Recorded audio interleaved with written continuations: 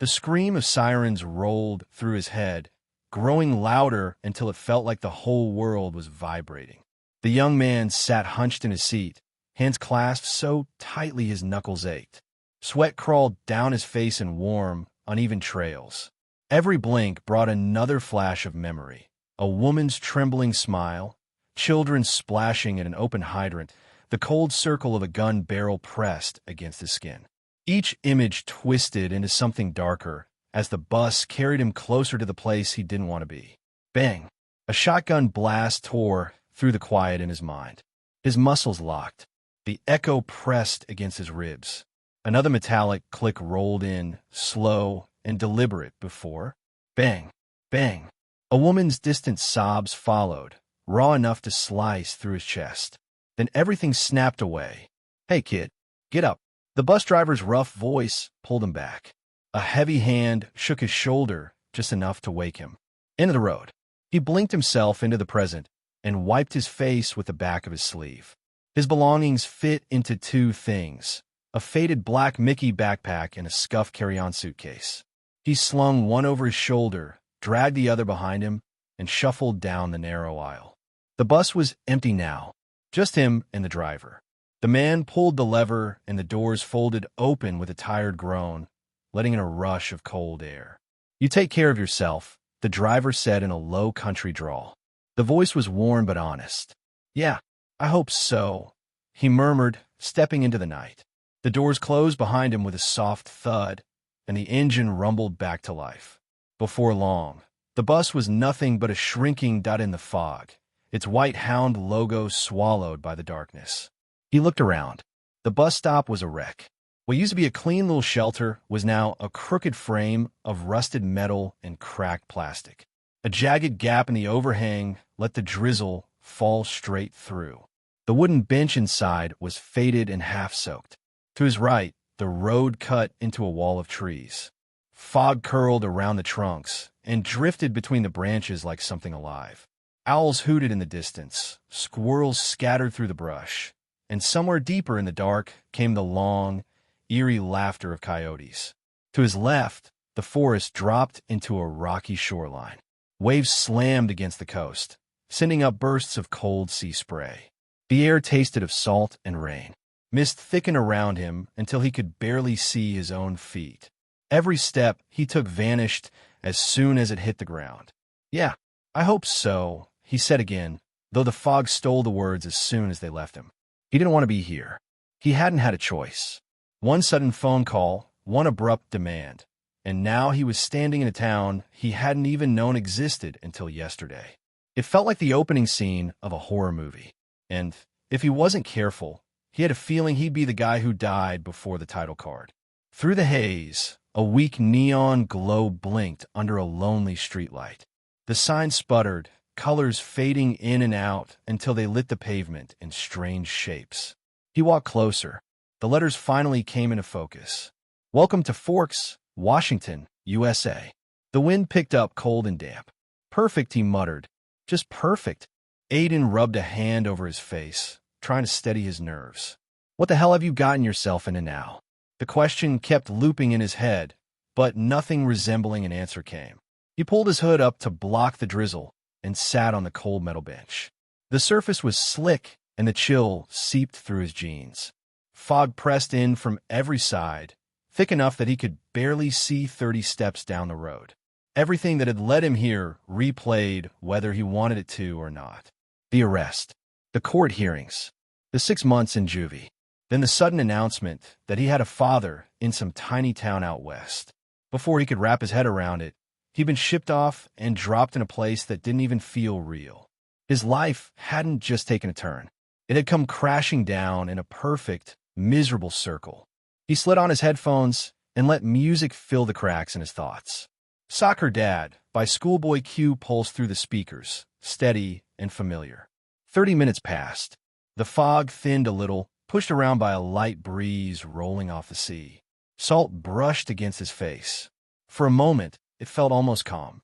Then something shifted. Not the wind, not the trees. Something else, just out of reach, brushing the edge of his senses. He looked up from his phone, heart kicking against his ribs. Nothing but trees swaying stiffly in the breeze. He stood, checked behind the shelter, paced a slow circle. Nothing. He laughed under his breath, trying to shake it off. Maybe he was just tired. Maybe the bus ride had gotten to him. He sat back down. A sudden cold swept over him, sinking deep into his skin. Goosebumps rose instantly. He looked down the road. A figure stood in the middle of the path. Aiden froze. The fog wrapped around her like a veil, blurring her edges. She didn't move. She didn't speak. She just watched. "Hey," he called, trying to sound steady. "You all right? Need help?" Nothing. As she stepped forward, details emerged. A woman, maybe 5'5", a long dress clinging to her body, wild auburn curls spilling over her shoulders and down her arms. She looked like she'd stepped out of some old myth, something beautiful, dangerous, and very out of place.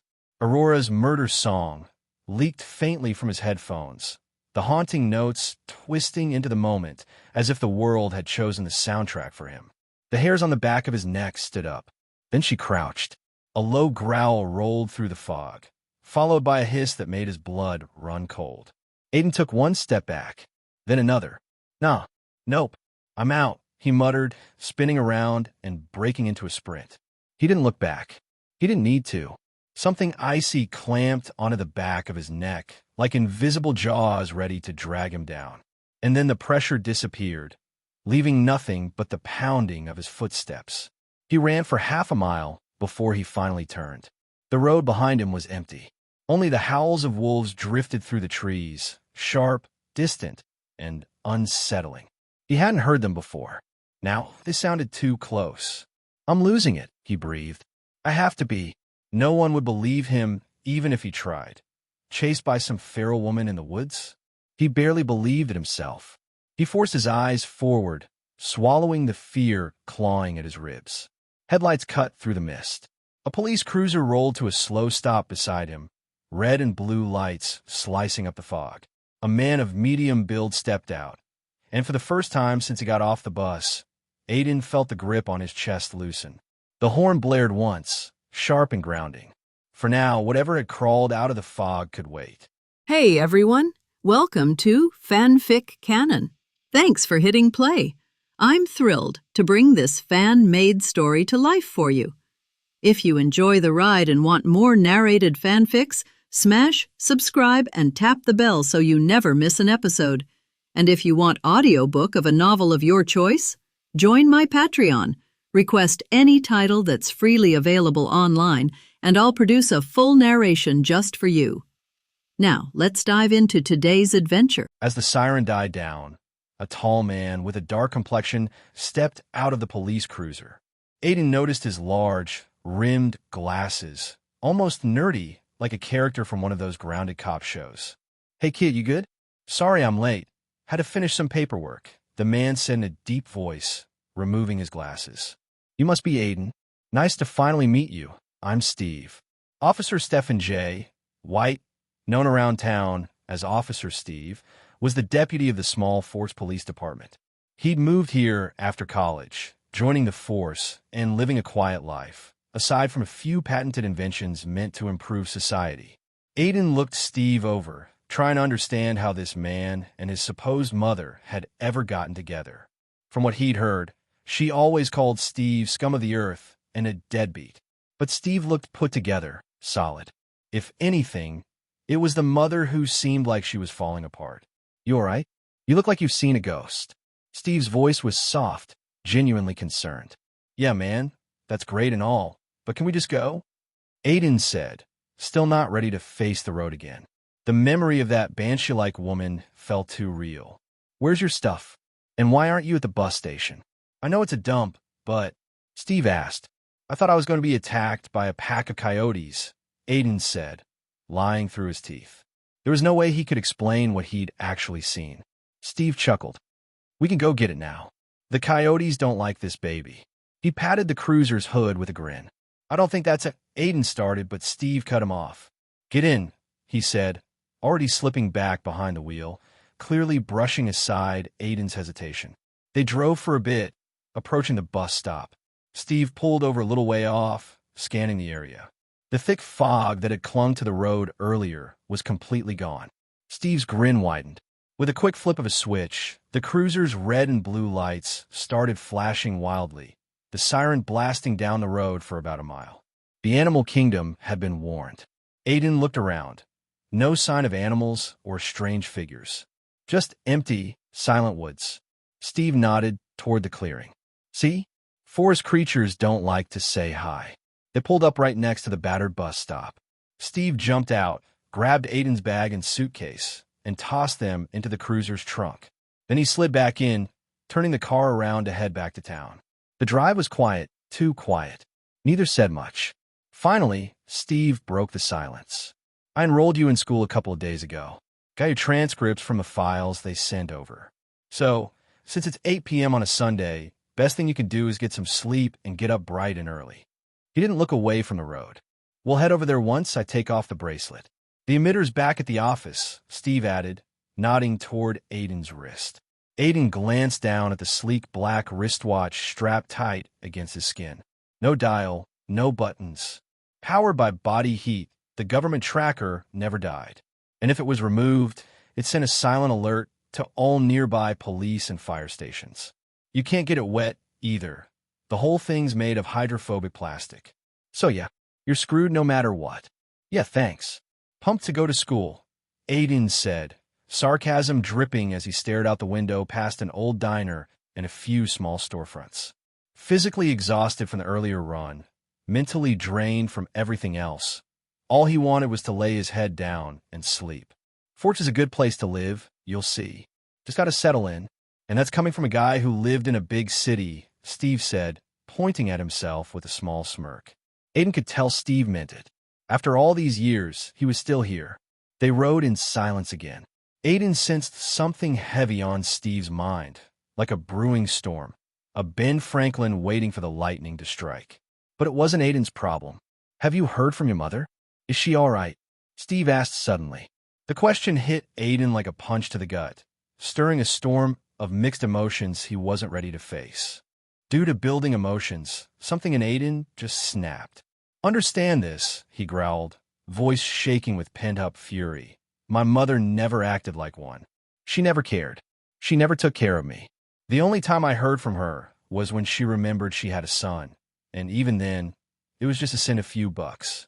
She wasn't my mother. She was just a womb donor. That's all she ever was. Steve blinked, caught off guard by the sudden outburst. No, and if I did hear from her, that fucking whore, Aiden's voice cracked with rage. She doesn't deserve to be called my mother. Did you know she left me when I was 5? Alone. With some random crackhead she called a babysitter. Just walked out like I didn't exist. So no, I don't know where she is, I don't care, and I never fucking will. Fuck her. His chest heaved as years of resentment surged out, leaving him trembling in the silence that followed. Steve tried to keep calm, his voice low. I understand what you've gone through, but she's still your mother, and you've got to have some. If you understood, Aiden cut him off, eyes blazing. Then maybe you would have been there, instead of playing cop-up here in the woods. Steve looked like he had been struck. Whatever response, he had withered on his tongue. The rest of the drive passed in strained silence. Finally, they reached a large metal gate. Steve pressed a button, and it opened with mechanical grace. The cruiser moved up the winding path until it reached a house that looked like something from the future. 3 stories tall, the structure spread out wide like an open book.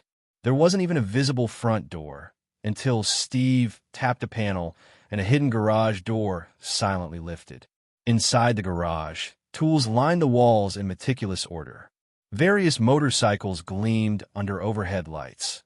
Yamaha, Kawasaki, Honda, and others Aiden didn't recognize. One bike was disassembled behind glass. Its twin, fully built, stood proudly beside it. Like motorcycles?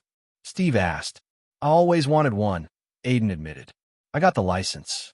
Just never had the chance. They moved to an elevator built into the back of the garage. Steve hit a button, and the doors slid open. 5 options glowed on the control panel. Garage, basement, level 1, level 2, penthouse.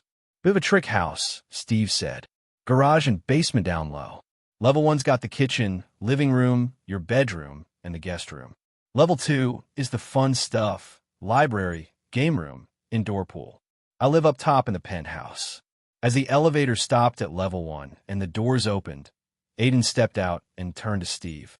"Mr. Steve, I'm sorry," he said quietly. "I don't blame you for what happened to me. You didn't know I existed, and that must have been a shock. I didn't mean what I said back there. I am sorry." Steve nodded silently. Aiden didn't wait for a reply. He picked up his bag and walked away.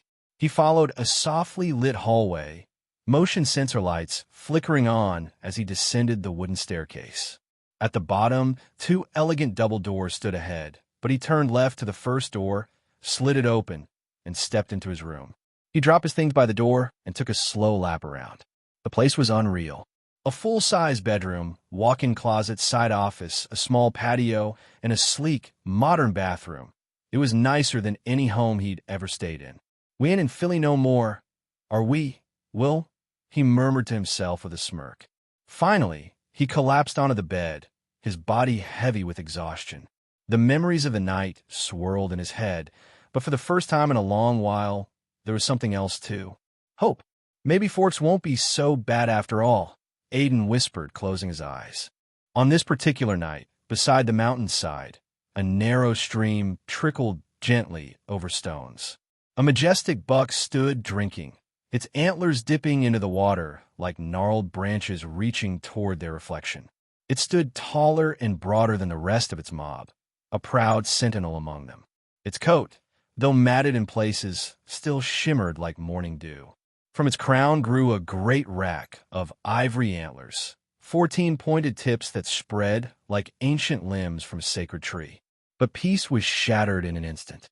A sharp rustle tore through the underbrush, like thunder cracking open the sky, and in a blink, the buck vanished from its post. Chaos erupted. The deer scattered in all directions, leaping through brush and shadows. But the buck lay collapsed, not far off, felled with eerie precision. Standing over was a man, tall, imposing, golden-eyed.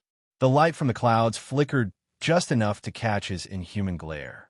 Then, like wind through leaves, he vanished again, giving in to the thrill of the hunt.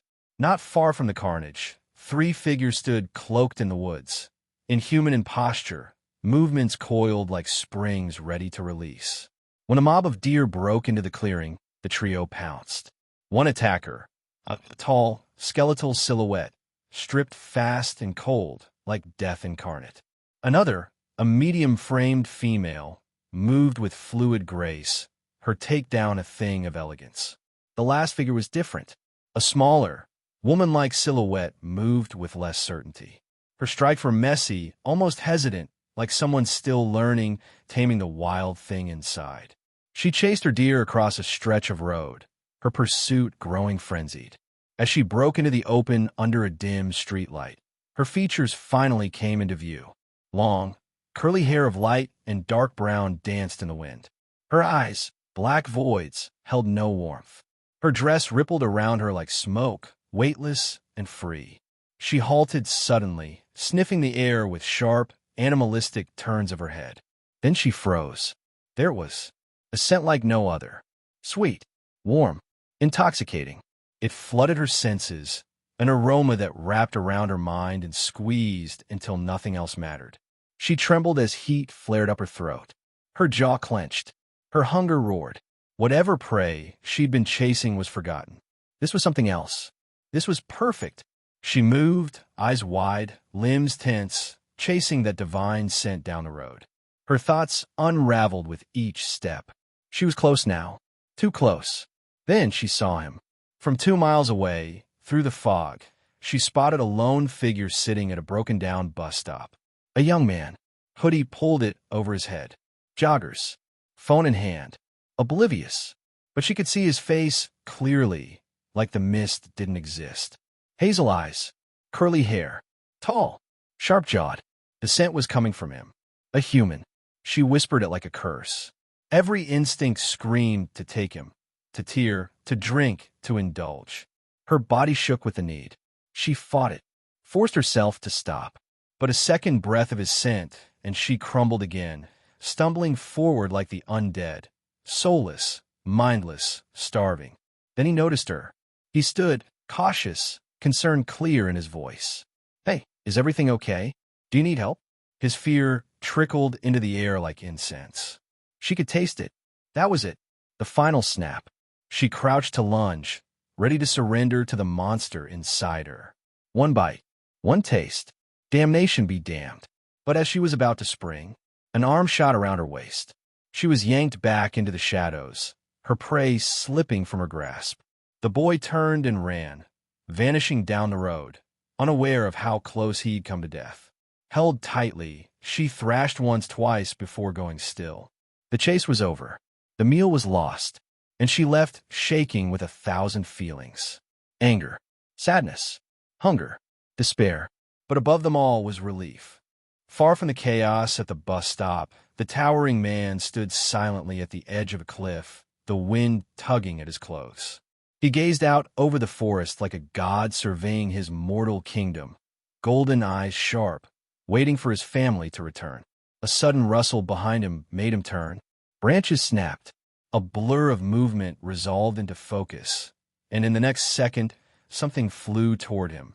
Before it could hit the ground, he caught it easily with one arm, superhuman reflexes at work. "Rosalie," he growled, cradling what now appeared to be a woman in a white dress, limp and trembling in his arms.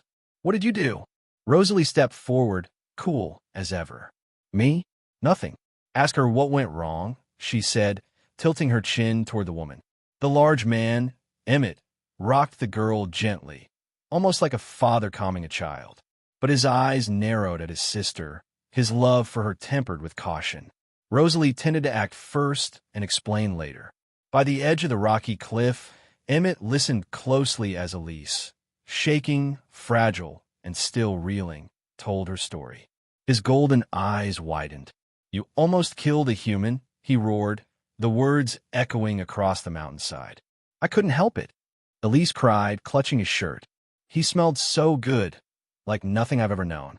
It was on my throat caught fire. I tried to stop. Emmett, I tried." He held her tighter, saying nothing, the tension in his jaw speaking volumes. "And why didn't you just take her home?" he asked sharply, turning his gaze back to Rosalie.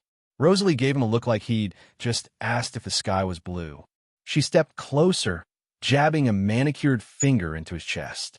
"First of all, what would that have solved? She would have screamed her head off the whole way until she saw you. Second, she's not my mate, not my responsibility. I'm not her mother." Her voice was icy, her eyes fixed on the waters far below. "And third," she added, voice dropping low, "I was a few seconds away from losing control myself. But I didn't, because I have discipline. I got us out of there." She crossed her arms. "So maybe, just maybe, you should be thanking me instead of scolding me like a puppy that peed on your floor." Emmett opened his mouth to argue, but another voice interrupted from the shadows. "You two need to work on your volume. I heard you halfway across the forest." A figure stepped from the trees, tall, lithe, with hair tousled like he just rolled out of bed. His golden eyes glowed faintly like the others. Porcelain skin, smooth and flawless. "Edward, I'm impressed," he said, glancing at Elise. "Most wouldn't have held back that long." "Good job, Elle." Elise gave a small, ashamed nod, still buried in Emmett's arms. "Edward," Rosalie snapped. "I know you're used to playing the cool one, but she almost killed someone." "I know," he replied smoothly. "And honestly, I would have done the same. No offense, Elise." "None taken," she said softly, finally starting to emerge from her daze. "Was it la tua cantante?" Edward asked, arching a brow. The question sparked Rosalie's curiosity. "I don't think so," she said slowly. "Even I felt it. He was mouth-watering." "It was new," Elise added. "Something different. If he'd been that, I'd have snapped sooner." Emmett nodded. "You're still adjusting. Hunger plays tricks. Rewiring your appetite isn't easy." The others murmured in agreement. "As long as we don't kill or turn anyone," Edward reminded, "the treaty holds. No need to worry about the other covens. Still, we should head back. The others will be wondering. Carlisle needs to know what happened." With that, Edward turned, and melted into the forest once more. Before following, Rosalie paused and pointed into the distance. There's a group of bobcats just beyond that ridge. Go feed. But hear me clearly. She turned, eyes like winter. If you risk exposing us to the humans again, I will kill you myself. Her words hung heavy in the air as she vanished. Thank you, Rosalie. Elise called after her, but there was no response. Elise turned to Emmett, her face full of conflict, sorrow clinging to her every word. I tried to stop Emmett, but it was stronger than me. He gently brushed a strand of hair from her cheek, offering the smallest smile. I know, sweetheart. You don't have to explain. I know. And together, they disappeared into the trees, the hunt unfinished, the night still young. Aiden could feel the warm air rush into his lungs, the intensity cutting deep into his soul. Around him, the red concrete building stood like a relic of forgotten dreams. Children played on a rusted, barely functional playground. A group of men shot hoops on a cracked basketball court, while others stood on the sidelines, waiting for their turn. Near the building's entrance, dealers lounged like sentries, guns flashing from their waistbands, gold chains glinting in the sun, hawking product and posing for social media clout. Women sat in folding chairs doing each other's hair, gossiping about their men, how they weren't shit and never would be. A little kid sold water bottles to sweaty passers-by, and an old man grilled hot dogs on a street corner cart. It was a perfect day filled with noise and life. But as Aiden stood there, everything began to rot.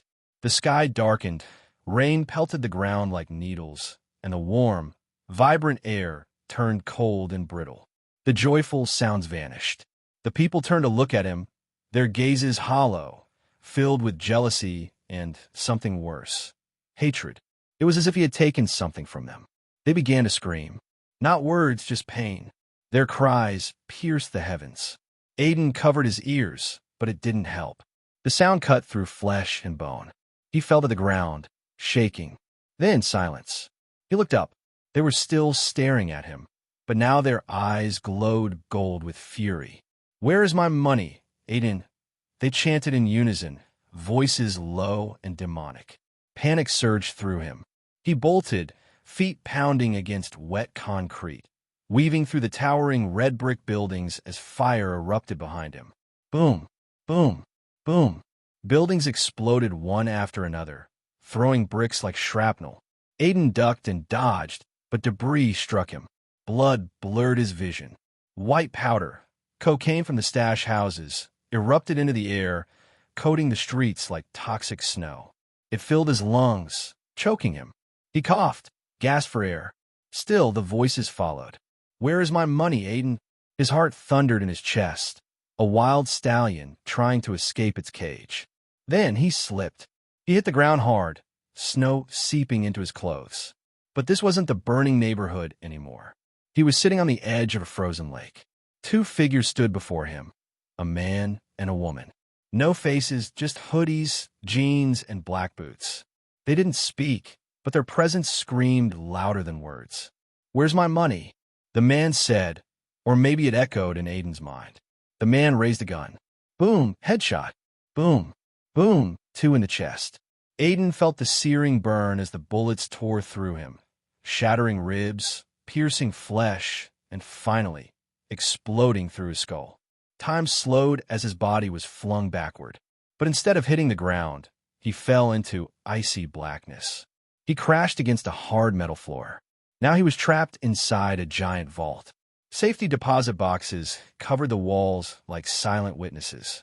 In front of him, a towering black door loomed with a massive spinning lock. Aiden tried to scream, but no sound came out. His throat refused to work. It was like his voice had been ripped away. The vault door began to close. One lock, another, and another, each one slamming shut like a nail in a coffin. Then, darkness. Aiden gasped awake. His vision swam as he found himself pinned, his right arm twisted behind his back, a forearm locked around his throat. He struggled. The grip loosened. Steve. Aiden blinked, then released his hold and stumbled back. Sorry, he muttered, breathing hard. I forgot I wasn't in the chi. Steve stepped back, rubbing his throat, startled. Damn, boy. You didn't hear me banging on your door? You were out cold. Aiden shook his head. It's nothing. Just a dream. Steve didn't push. Get ready for school. I'm dropping you off. He stepped out, pausing in the doorway. Made breakfast. You got 30 minutes. The door shut with a click. Aiden stared at it, puzzled. That man was supposed to be his father, but he didn't feel like one. He turned away, dug into his suitcase, pulled out clean clothes, and headed to the bathroom, trying to push the nightmare away, but feeling it settle deep in his bones. We made it to the police station first, to get the tracker removed. After that, we drove the rest of the way to the school in near silence. Pulling into the lot, the big green sign loomed overhead, home of the Forks High School Spartans. Aiden scoffed and climbed out of the cruiser. Home of the Spartans, huh? Sounds like some kind of warrior school. Great. Just what I need. Well, I can't pick you up after I leave, so just come down to the station when you're done with school, all right? Steve called over, already speeding off back to work. Steve's always busy. Guess I'm on my own now. Not that I'm complaining. Aiden turned toward the large red brick building. The parking lot was mostly empty, just a few cars and scattered students, the early morning still settling in. Everyone who noticed him stared, trying to figure out who he was. Great. Already the new kid on display. Just what I wanted. He pulled his hood up, shoved his headphones in, and let J. Cole's Better D.A.Y.Z. drown out the world. Following the trail of cars and kids, he made his way toward the stairs and then the main entrance. A small, dainty sign marked the office. Maybe if I just keep my head down, no one will bother me. Inside, the office was brightly lit and warm. It was small, with a few padded folding chairs in the waiting area and a worn orange-speckled commercial carpet. The walls were cluttered with notices and awards, and a big clock ticked loudly overhead. Plants in large plastic pots crowded the corners, as if nature was fighting to reclaim the space. A long counter split the room in two, covered with wire baskets filled with papers and colorful flyers taped along its front. Behind it sat 3 desks, one manned by a big, red-haired woman wearing glasses shaped like bus windows and dangling earrings. She wore a shimmering green blouse tucked into a flowy white skirt patterned with green lizards. She noticed the door and approached the counter. "Can I help you, dear?" "Aiden White," he said, watching her eyes light up with recognition. "Of course they know who Steve's kid is." "Great. Of course, you must be Deputy Steve's son." She rifled through a precariously stacked pile of papers on her desk until she found his schedule and a map of the school. "Here you go." She laid them out on the counter. She highlighted his classes and the routes on the map, handing him a slip to get signed by each teacher, which he'd return at day's end. She smiled warmly. "I hope you like it here in Forks. Steve says you'll do just fine." Aiden gave a small, indifferent smile and packed everything into his bag before heading out. "We'll see about that." Just as he reached the door, he bumped into someone. "Hey, watch it, buddy," said a voice as the person picked herself up. Others glanced over, but kept walking. "Sorry, didn't see you there." Aiden held out his hand to help her up. She was taller than average, about 6'1", with long light brown hair streaked with honey. Skinny, but kind-looking with soft brown eyes behind glasses. She took his hand and looked up, adjusting her glasses.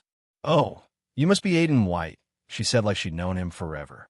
Aiden felt a flicker of curiosity and confusion. How did she know his name? "How do you already know my name? Does everyone know me already?" "You must be confused," she smiled. "I'm Angela Weber. I'm part of the welcoming committee and a few other things around school." She extended her hand awkwardly. "Aiden," he said, smiling back. "Nice to meet you." "You too.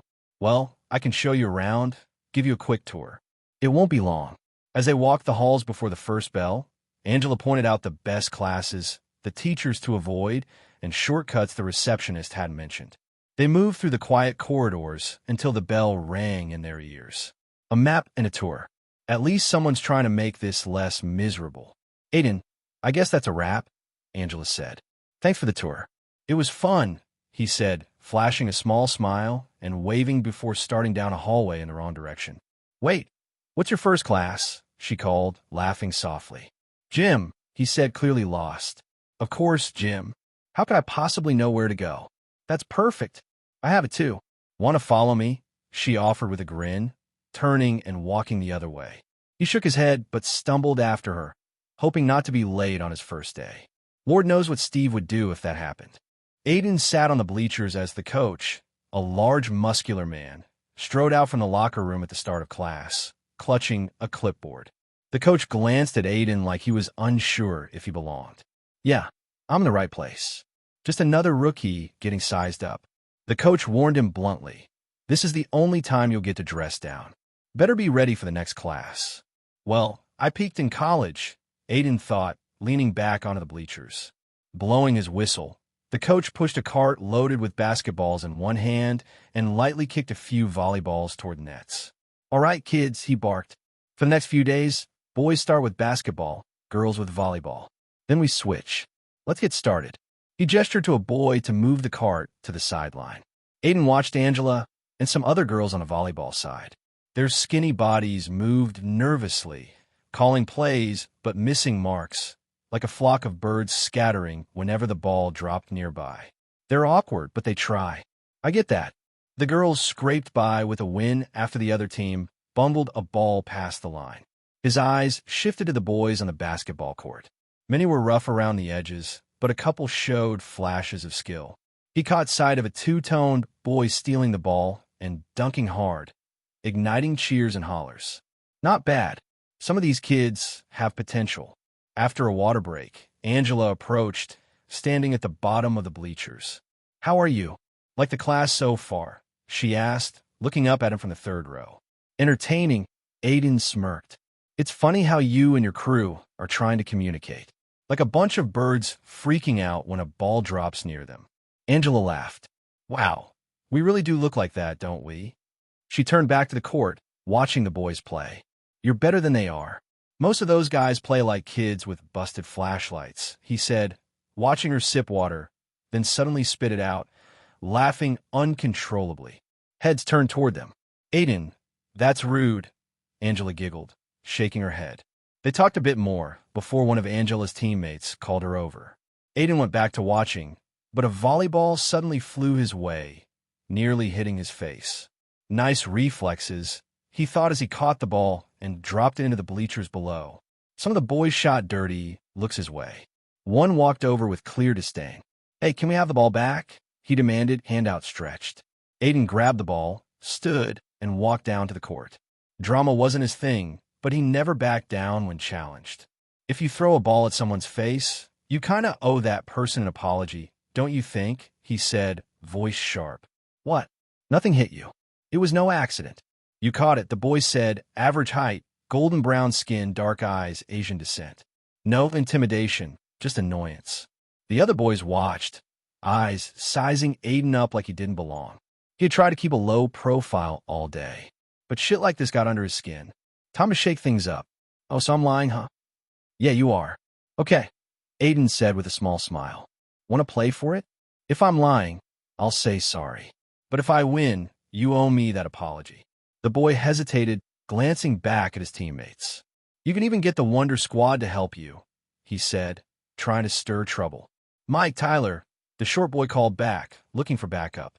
The other students watched as a tall, dark-skinned boy, around 6 feet 4 inches, strode down from the bleachers to confront Tyler and his friend. He took off his jacket, revealing a lean, muscular frame, his toned abs visible beneath the shirt. 8 well-defined packets carved across his stomach, evidence of hard work and discipline. From across the gym, some girls cheered softly, but the boys didn't flinch. They stopped playing, forgetting the ongoing game, their focus locked on the newcomer. Everyone waited, breath held, to see if the new kid could really go toe-to-toe with the Spartans. "I can give you guys a minute to rest," Aiden said, his voice calm but confident. "'Cause this won't take long." Tyler scoffed. "Yeah, you won't get past me. I'm too fast, buddy." Aiden nodded, stepping to the top of the key. He started dribbling, moving the ball slowly to the half-court line, baiting them to get ready. They exchanged determined looks, sizing him up. "So, we play 1-on-1 or 2-on-2? Aiden asked, trying to figure out the rules. 1-on-1, Mike said. "Full court or half?" Aiden pressed. "Half," Ben answered. "First to 5 or 10? Aiden asked. Like you said, this'll be short.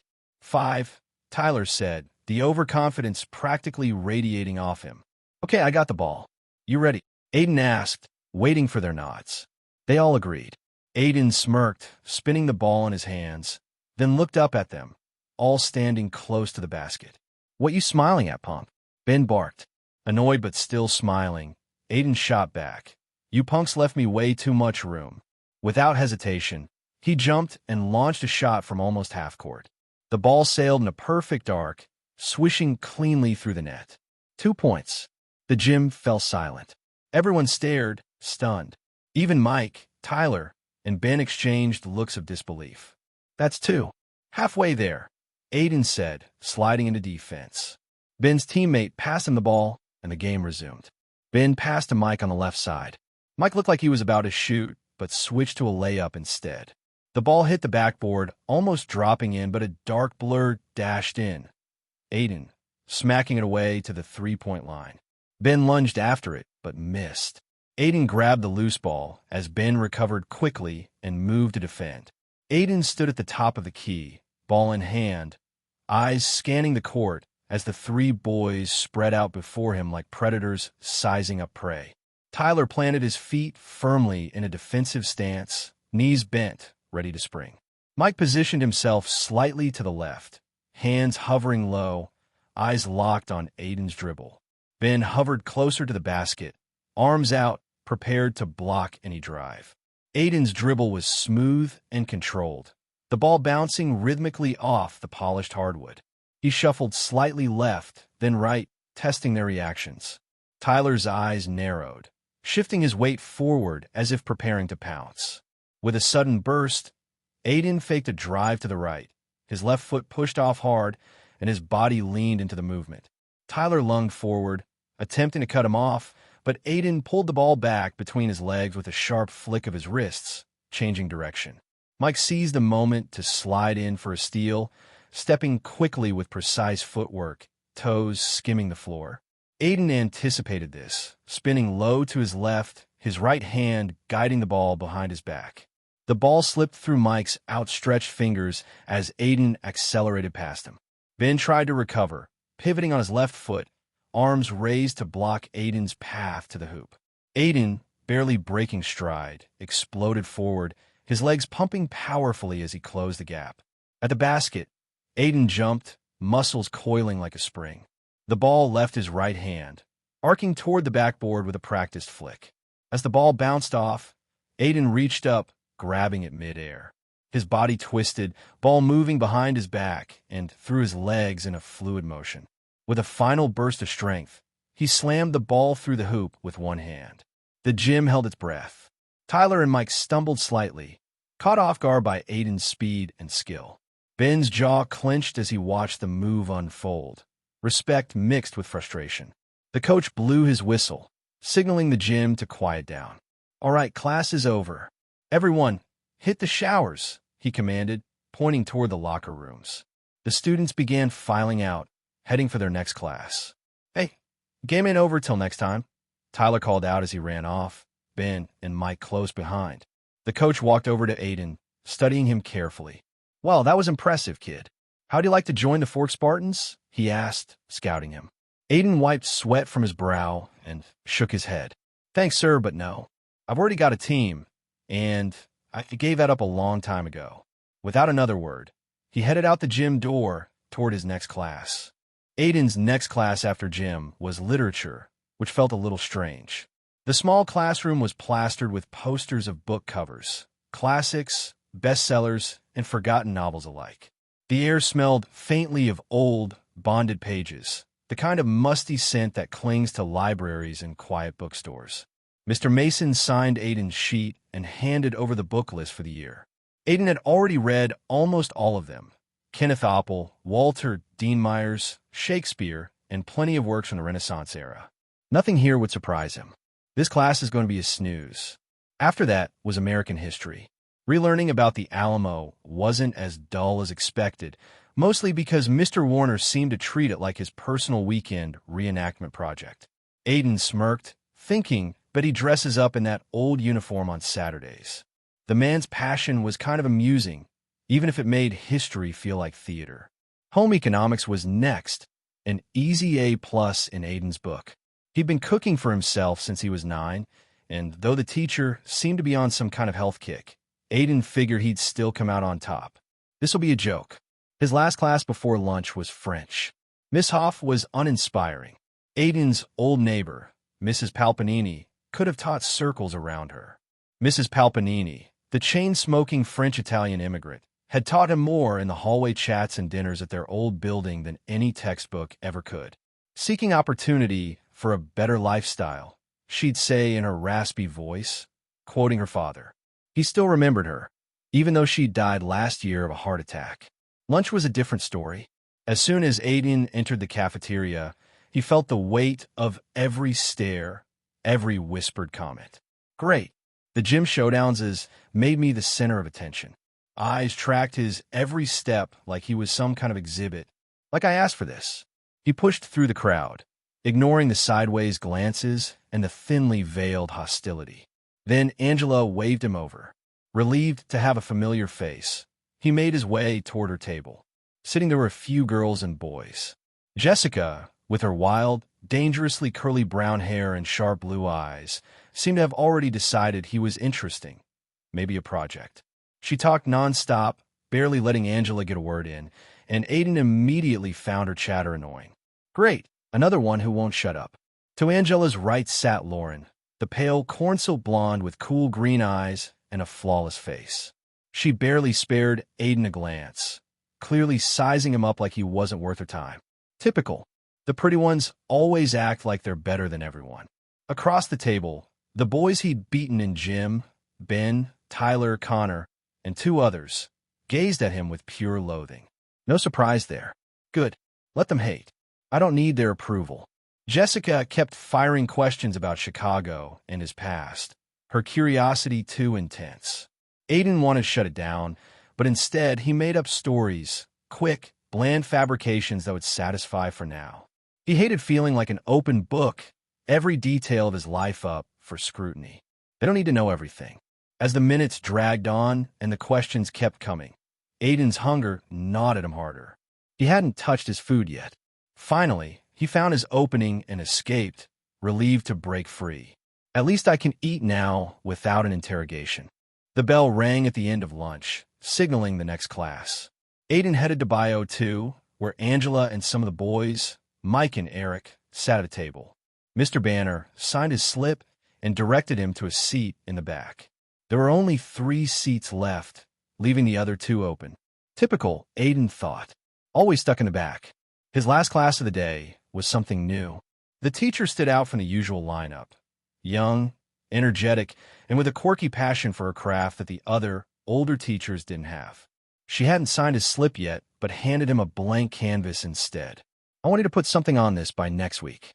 Show me what you've got. Express yourself, she said, waving him away to start the project. Aiden found a spot by the window where the late afternoon sun filtered softly through scattered clouds. Outside, the trees swayed gently in the breeze, the green forest stretching in calm contrast to the bustling school inside. He pulled out his notebook, full of sketches and drawings from the year. But nothing came. His mind blanked. The ideas wouldn't flow. Why does this feel so damn hard all of a sudden? He wondered. Maybe I'm just tired. Or maybe this is what happens when you're always half a step away from everyone else. The brush stayed dry, and the minutes ticked by without progress. The bell rang 3 times, the clear signal that the school day was over. Students packed up, scattering to whatever plans awaited them. Aiden gathered his things and approached the teacher's desk for her signature on his slip. Then he headed out, dropping the completed slip at the main office before walking out the door, this time without bumping into anyone. Progress, he thought wryly. Outside, the sky had turned gray, and a gentle rain began to fall as he crossed the street. Storefronts blurred behind the steady drip, public library, courthouse, and other small businesses. The courthouse looked almost like a mansion, grand and silent. This town feels like it's trying to hide something behind all this quiet. Across the street was a coffee shop.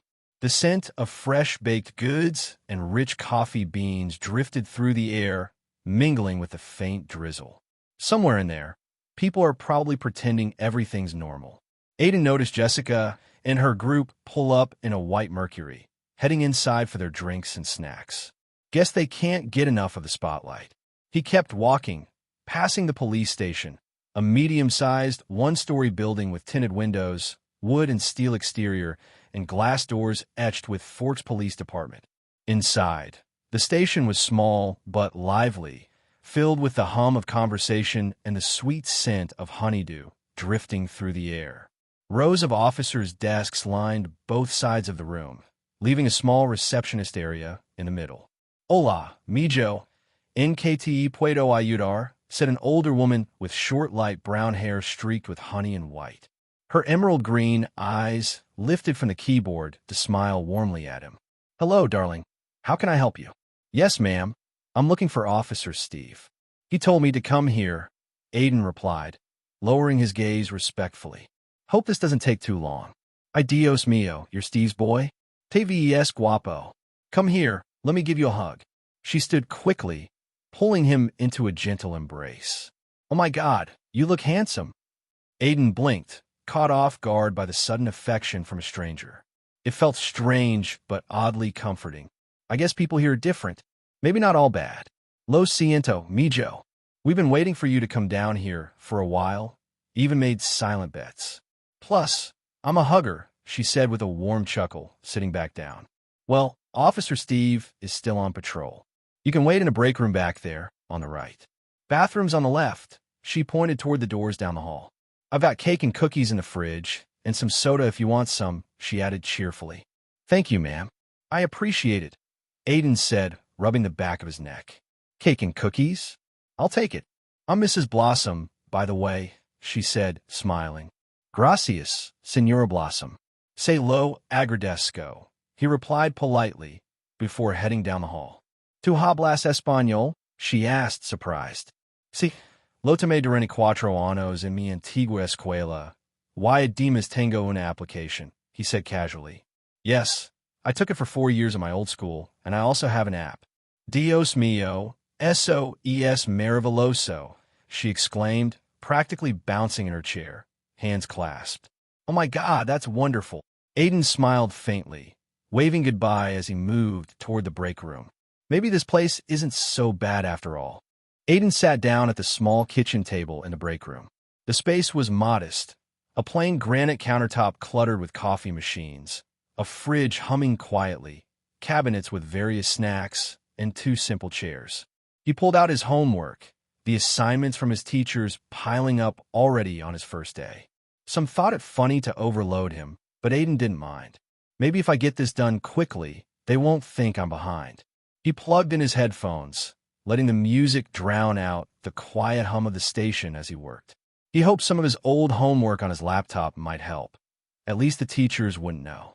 30 minutes later, the door opened, and a man in uniform entered. His black hair still glistened with droplets of rain, his olive skin flushed from the cold or maybe a long patrol.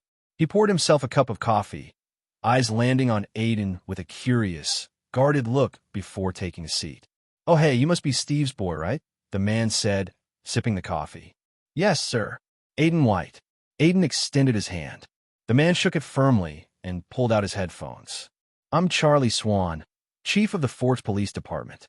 Nice to meet you." "Where are you from, Aiden?" Chief Swan asked, leaning forward with interest. "Chicago, sir." The words felt heavy in his throat. The room seemed to grow colder despite the warm coffee aroma. "The Cubs haven't played here in a while," Chief Swan said with a weak smile, shifting to safer ground. "You play any sports?" "I used to play basketball, but things happened." Aiden's voice dropped. Memories pressed against him like a weight. "Well, if you ever want to play again, the basketball team would love to have you. We haven't won a game in ages. But hey, that's town talk for you." The chief chuckled, easing the mood. Suddenly, the intercom crackled. "Chief Charlie, it's time to pick up Isabella from the aeropuerto." Mrs. Blossom's voice filtered through. "Well, gotta go. Nice meeting you, Aiden. Hope your stay here is a good one." The chief stood, rinsing his cup before heading out. Before leaving, his tone turned serious. I understand what you're going through, coming from Chicago, but please, don't bring up what happened over there. The folks here don't need to be scared. And we sure don't want to find a dead body and have to talk to Steve about it. Okay?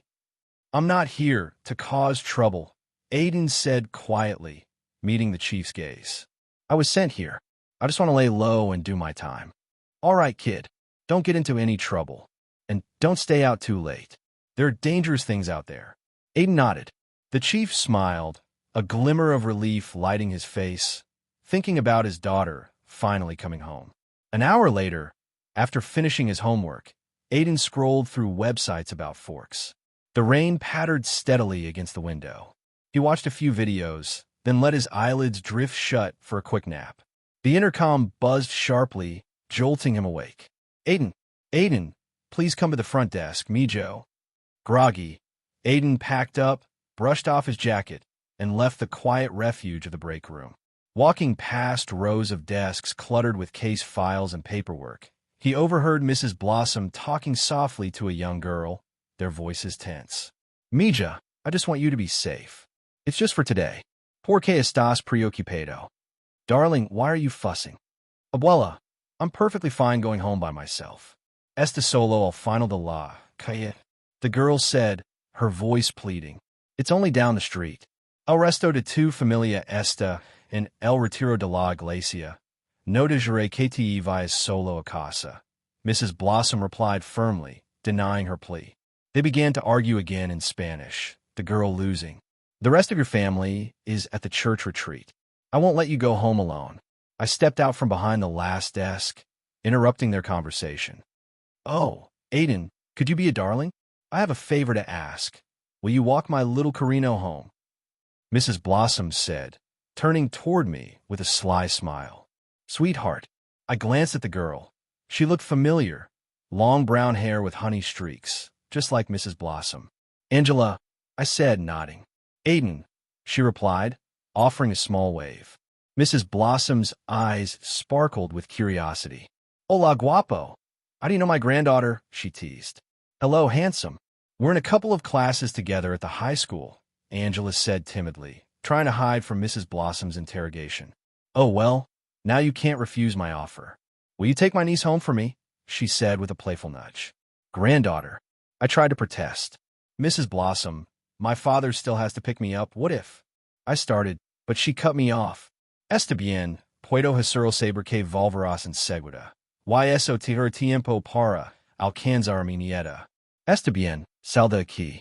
Ahora. She gently pushed us both toward the door and locked it behind us. Okay, I can let him know you'll be right back, and that will give you time to catch up with my granddaughter. Now, get out of here. Abuela, I don't think Aiden understands you, Angela said, confused as she was pushed outside. El habla español, Mrs. Blossom called out before slamming the door and locking it firmly. He speaks Spanish. Angela and I exchanged looks of mild defeat. Then we started down the street together, the sun gone and a drizzle falling. The sky darkened as day shifted into night. After a couple of minutes, Angela glanced over. She was taller than most girls, slim almost to the point of fragility, but still I towered over her. I'm sorry about my grandma. She's a bit eccentric sometimes, she admitted, shivering in her light shirt. It's fine. I took off my hooded jacket and held it out to her. She blinked in surprise. You didn't have to do that. I'm perfectly fine, she said, a slight blush coloring her cheeks. Nah, even though I just met Mrs. Blossom, I know she wouldn't want her little Carino getting sick going home. So I insist.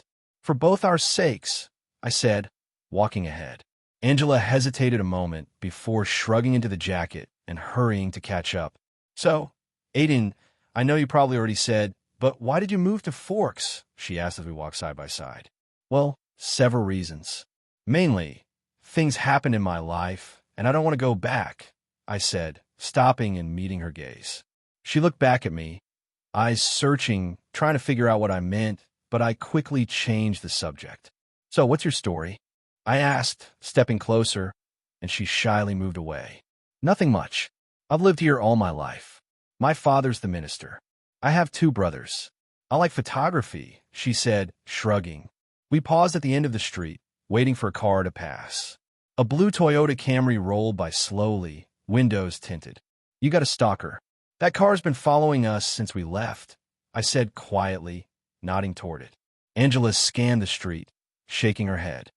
I don't see anyone, she said, clearly denying it. Darkness had settled by then, streetlights flickering on and casting pools of pale light. Well, whatever. Are we almost there? She asked. Yeah, 3 houses down. You can stop here if you want, she said as we reached her house. But like I said, Mrs. Blossom would probably be clocking us. So, I said, looking at her. Thanks. I appreciate it. Have a good night, Aiden, she said quickly, handing back the jacket and slipping inside. See you at school tomorrow, she called before shutting the door. I stared at the closed door a moment, then turned and walked back toward the police station. Aiden stood for a moment on the wet sidewalk, the soft glow of the street lamp casting long shadows across the puddles at his feet. The rain had eased, but the air still smelled faintly of damp earth and cold asphalt. His breath came out in quiet puffs, mingling with the evening mist. He pulled his jacket tighter around him, the fabric still smelling faintly of Angela's shampoo, a subtle sweetness mixed with the dampness clinging to the air. For a brief second, the normal hum of the town felt distant, replaced by the quiet rhythm of his heartbeat. The blue Camry had vanished around the corner, but the unease it left lingered. Aiden's eyes flicked to the darkened street behind him, half expecting the car to reappear, its tinted windows hiding who or what might be inside. He shook the thought away and started walking back toward the police station, each step measured and deliberate. It's just a car, just someone driving past. Nothing more. But the weight of his past, the reason he'd left Chicago, sat heavy on his chest, mingling with the cool night air. He didn't want to bring trouble here, not to this quiet town. Yet sometimes, no matter how far you run, the shadows follow. As he reached the front door of the station, a soft chime echoed behind him, the sound of the door locking, or maybe something else. Aiden glanced back once more before stepping inside, the warm hum of fluorescent lights wrapping around him like a fragile shield. The next morning, Steve didn't have to work. He was just covering a night shift for another officer. After dropping Aiden off in the school parking lot, he told him he'd have to walk home or catch a ride later. A pale blanket of clouds stretched across the sky as Aiden weaved between cars, heading for the stairs that led up to the main campus. His eyes caught sight of a few unfamiliar vehicles, 3 expensive-looking cars that hadn't been there the day before. A custom silver Volvo S60R, a white Jeep Wrangler, and a red BMW convertible, all parked perfectly. He guessed some wealthy family had decided to settle in this quiet town, but dismissed the thought and climbed the stairs toward his first-class gym. The class passed much like the day before, minus the showboating and hostility. They played a few games, shooting hoops until the bell. Aiden kept to himself, passing the ball around without drawing attention. Still, he caught the sharp stares of Ben and Connor, like they were daring him to start something. He ignored them. Next class was quiet, just a review of yesterday's material. Aiden noticed Jessica, the curly-haired girl with a bright smile, sitting beside him. No assigned seats, so it wasn't a surprise. She was smart, taking charge of the backlog and leading the discussion with ease. Aiden didn't say much, letting her cover most of it. Hey, you okay? You didn't really join the conversation, she said, concern flickering in her voice. Yeah, I didn't have much to add. You hit all the points, so it worked out, he said, packing up his things. Me and some of the guys are heading to the coffee shop after school to study. Want to come? What do you need to study? You seem to know this stuff. I'm no valedictorian. Eric is the smart one. I need help in chemistry, she shrugged. Who's going? Me, Angela, Mike, Eric, Tyler, and... She listed before Aiden interrupted. Nah, I'm good. He really didn't want to get caught up in high school drama. What? Come on. It'll be fun. We'll sit around a big couch, drink coffee, talk about nothing important. She grinned. Aiden smiled. Sounds like a high school musical scene. Jessica hit him lightly on the arm, but it barely hurt. He laughed. Fine, but I'm making no promises. I'm more of a living single type anyway. His next class was a history quiz showdown, a cage match between the teacher and a peculiar student. The guy answered every question on American battles perfectly, leaving the class stunned. Applause broke out when it was over. The mysterious student didn't stick around. He slipped out without looking back, his pale skin almost ghostly under the classroom lights. His deep reddish-brown hair stood out, and Aiden wondered if it was makeup or something else. Outside, the hall was crowded. Aiden caught sight of a stunning olive-skinned girl with curly hair, eyes fixed on him like he was prey. She was held firmly by a taller, handsome, black-haired guy. His grip on her waist was tight, like he was holding her back from something. Aiden ignored them and moved on to his next class, cooking. In culinary class, they learned how to prepare healthy Italian dishes, focusing on no-meat options and separating ingredients. It annoyed Aiden, but he buried his frustration, slipping on his headphones and tuning into a playlist that drifted from old-school NAS to smooth R&B. The bell rang, and the class emptied into the hallways. Aiden stepped through the door and nearly collided with a small, pixie-like girl. She was striking thin to an extreme, her skin pale and translucent, with delicate features. Her hair was jet black, cropped short, and spiked in every direction. She moved with uncanny grace as she stepped lightly back into the arms of the tall boy behind her.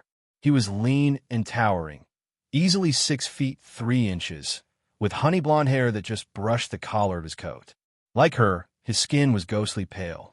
"Sorry," Aiden mumbled, brushing past them, not giving the moment much thought. Behind him, the pixie-haired girl gently placed a hand on the boy's chest, stopping him. He looked tense, too tense. She held his gaze, calming him. The boy's eyes followed Aiden's retreating figure in absolute silence, and only when Aiden rounded the corner did they finally move on. Aiden walked into his French class, slipping into his usual seat at the back, near the rain-streaked window. The sky beyond had darkened even more, the clouds heavy with the promise of another downpour. He dropped his head onto his arm as music flowed into his ears from his headphones. ASDN, happier than ever, played low, almost mournful. The bell rang again, pulling him from the song. He took one earbud out and glanced toward the board where Miss Hoff was already writing. "Bonjour, class," she said, turning around. "Today, we begin your French history and invention projects. You'll be working in assigned pairs." She held up a small, colorful box. "At the end of class, each pair will draw from this to determine their topic." Aiden groaned internally. Group projects were always the same. His partner slacked off, and he ended up doing everything. He much preferred working alone. Class began with another round of vocabulary. The girl next to him, bubbly, talkative, and only marginally more tolerable than Jessica, tried forming sentences aloud. She fumbled through the words, then made some up entirely. Aiden corrected her gently, showing her the right pronunciation and spelling without coming off arrogant.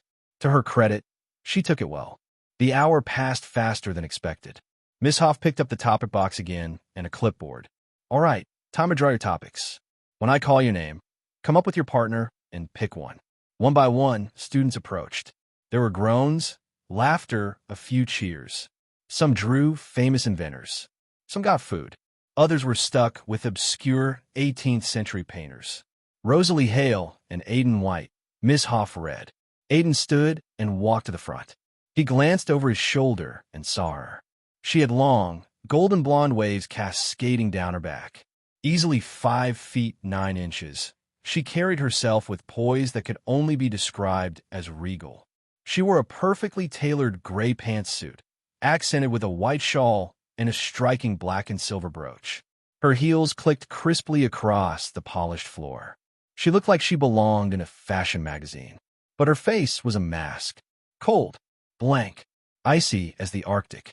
She stepped forward, reached into the box without hesitation, pulled out a slip of paper, and handed it to him, barely making eye contact before turning and walking back to her seat with practiced grace. Aiden looked down at their assignment. Topic: famous French love poems. Write a love poem inspired by a French author. Perform the poem in class. He exhaled through his nose. Of course, it had to be love poems. Their assignment had more requirements than most, and worse, it hit a nerve. Love was broad, sure, but also unfamiliar. Messy, elusive, especially for someone like him. Aiden didn't have much of a love life. A few flings, sure. Nothing that lasted. His history, family, trust, the lack of both had left scars. Commitment? That was laughable. He didn't even trust people to show up, much less to stay. No, love wasn't a strong force in his life. It was distant, theoretical, and, in his mind, probably not for him. The bell rang, cutting through his thoughts. He grabbed the paper, his bag, and made his way back to his seat, still staring at the assignment like it might change if he looked at it long enough. Please perform in class. The words echoed louder in his mind than they should have. Outside, the rain was beginning again. Aiden stepped up to the desk, arms crossed, voice steady, as he conversed with her in French. Miss Hoff, is it possible for me to do this assignment alone? Miss Hoff didn't look up right away. She was flipping through papers, her expression unreadable until her eyes flicked toward him, curious. Why, Aiden? You want to do it by yourself? He nodded, shoulders tense but firm. I don't work well with others. In most of my previous classes, there was always someone who did things last minute or didn't bother at all. It's frustrating. To avoid that, I'd rather just work alone and move on to something else.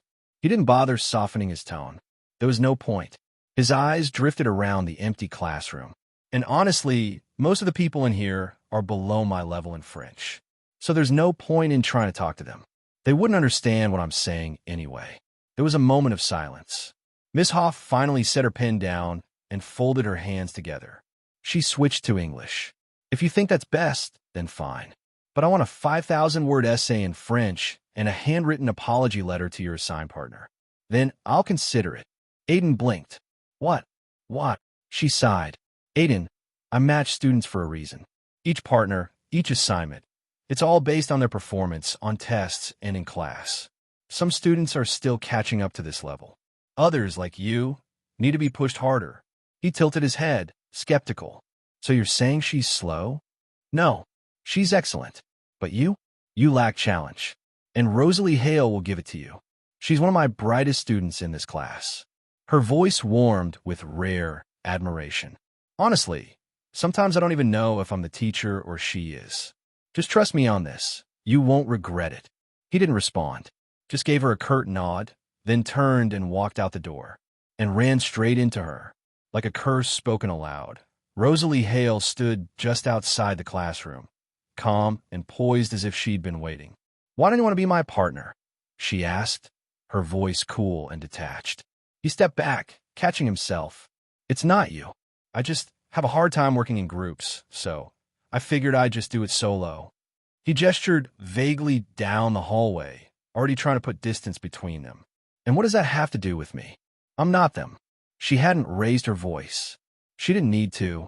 Nothing. You're great. I just prefer working alone, he said quickly, not wanting to offend her. They walked across the courtyard toward the lunchroom. Or maybe you think you're better than the rest of us. She said it without venom. Just a fact. I did, just a few seconds ago, Aiden admitted. But honestly, there's always someone better. Rosalie nodded once, as if she'd been waiting for that answer. They reached the lunchroom doors. Aiden raked a hand through his hair in frustration. And I really don't want to write a damn 10-page essay and an apology letter. Oh, not so fast. You might have to deal with that anyway, she said, looking him dead in the eye. What? She stepped past him and opened the door. That, you'll have to find out for yourself, Aiden White. And with that, she disappeared inside. But just before the door shut behind her, he saw it, the slightest twitch at the corner of her mouth. A smile. Small, knowing dangerous. Gone before he could decide what it meant. Aiden is still in a daze after talking to Rosalie, still trying to figure out her motives. As he only had about 20 minutes to grab something and sit down to eat, opening the door to the lunch, having Rosalie walk through and Aiden behind her. The increase in noise was apparent by how many of people moving around in the large room. Aiden walked past Jessica's table as he saw a new addition to the friend group, heading to the other side of the cafeteria, where he grabbed a sandwich and an apple and some water, heading back to the table. Aiden, over here, come meet Bella, Jessica said, waving her hand in the air. Aiden walked over to find Jessica sitting next to a skinny pale girl with brown hair and chocolate brown eyes. as she was short 5'3" and wore a forest green bowling shirt over a blue long sleeve shirt with a pair of jeans. She was cute, but he thought Angela was not his type. But if he had to choose Angela amongst the girls, she would be a better choice. He said hello to Angela on the other side of Jessica, after Angela snapped a quick photo, leaving him a little surprised. What was that for? Still trying to get rid of the flash in his eyes. For the paper, what you did yesterday is kind of noteworthy, Angela said, messing with the camera in her hands. Not really, I would rather be yesterday's news, he said, finally able to see. But if you want, I will stand down, said Aiden. Looking at Connor on the other side of the table, he looked a little peeved. Hey, I'm Aiden White, yesterday's news, he said, looking at the brown-haired girl. Bella Swan, the brown-haired girl said, looking away. Aiden disregarded Lauren and Connor before looking down at Bella, who shyly waved and went back to looking into the distance, toward an empty table that was now full. As a group of beautiful teens sat there talking, amongst them was Rosalie, picking at her food as if it were a dead rat. I turned to the clock before it was time to leave. Nice to meet you, he said before heading out. Aiden, you're not going to sit with us? She called out. Nah, don't have enough time. I'll see you after school, though, pointing at the large clock on the wall, passing another table to the large double doors. The time was almost at the end of lunch, so I hurried up to get out of there, walking to and out of the double doors, going into the hallway, looking around to find no one there as the next class started. But he was soon mistaken, as something bumped into him from the side, to find that it was Ben, coming from the bathroom, as he was drying his hands in the air. Motherfucker, what's your problem? Aiden retorted, getting ready to attack, but stopped as he saw a teacher walking from the other side of the walkway, and he didn't want to cause trouble. Fuck it, just stay out of my way, he said, walking away. As the bell rang, signaling the end of lunch, he went down the hall. Everyone flooded out of the cafeteria, so he just let it go, waiting for the next time he would see him. As he hurried to class, sitting down in his seat, he could see the super pale boy from history class come in as he quickly ate the food from lunch as he sat down in his seat, one of the empty ones from yesterday. Mr. Banner turned on the fan in the front of the room, as the air conditioning to the room was off. More students piled in as the small room became filled. After the girl Bella from lunch walked into the room, talking to Mr. Banner, taking out her slip and giving it to Mr. Banner. Just after passing the fan, Edward's body convulsed, becoming stiff as he covered his mouth. From an invisible smell, the girl noticed his reaction, making her way to her seat, which was right next to Edward. Today we are going to be observing the behaviors of, Mr. Banner said, droned on, passing out all the small open jars to everyone. As 2 jars, one for each person. Aiden sat in the back looking at the awkward situation unfolding between the two, wondering what happened. But as time went by, and right before the bell rang, Edward got up, causing a little commotion, racing out the door. Aiden had gotten up from his chair and placed everything back into his bag, walking out the door, as today was the weirdest day he has ever had. Aiden was happy that the end of the day was near, as Miss Ellis, his art teacher, sat at the front of her desk waiting for the students to come in. She smiled as each student came in, waiting for the last one, placing his headphones in and playing Afrobeats to focus on his project, unable throughout the class to draw anything that would be good enough. He looked out the window to find the rain falling down from the sky. The rhythms of it all drummed against the window as he was able to formulate some ideas to start with. As the bell rang for the start of class, he felt a tap on the back of his shoulder. I took out my earbuds and looked at the person. Rosalie, someone said over him, as he turned around to face them. Oh, what? Aiden said as he was still confused. Hello, I'm Alice. I'm also Rosalie's sister, she said, with a bell-ringing voice. Nice to meet you. I'm Aiden White, Aiden said, placing his hand out to shake, but Alice just stared at it for a bit, before looking back. Sorry, I have a little thing about touching, she said, stepping back a step. But she was immediately looking at the drawing that Aiden had done. This is amazing. You drew this? She said, picking up the notebook which he had all his drawings in for the last year. But why are they all smiling? She said, a little puzzled about that thought. Well, it's just kind of habit, I guess. When I was younger, I looked at a couple of pictures that were not smiling, and I told my grandmother, and she said something I would never forget. He said back, "And what is that?" Alice said, curious to see what I said next. "When you're young, you have all the smiles in the world, and when you're older, you give all the smiles to the kids so that they can smile more," Aiden said, getting a little embarrassed as he scratched the back of his head. "Ah," Alice said, understanding a little bit. And I said, "Maybe if I draw some smiles, maybe I can give some back to the adults so they can smile too." So, yeah, I just draw people smiling for this fact. A little embarrassing, but I live with it. "Not at all. I think it is sweet," she said with an endearing voice.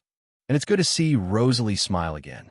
I don't know how long it's been since I last saw her smile," she said as she wiped a tear from her eye. "If you want, I can make you a copy of the drawing. It's no hassle," he said. "I think nothing of it." "Oh, really? Thank you. Thank you," she said, jumping for joy a little. "I'll come get it after class," she sighed, going back to her painting easel to do some work. Aiden was surprised by her action and how happy she was to have just a drawing of Rosalie smiling.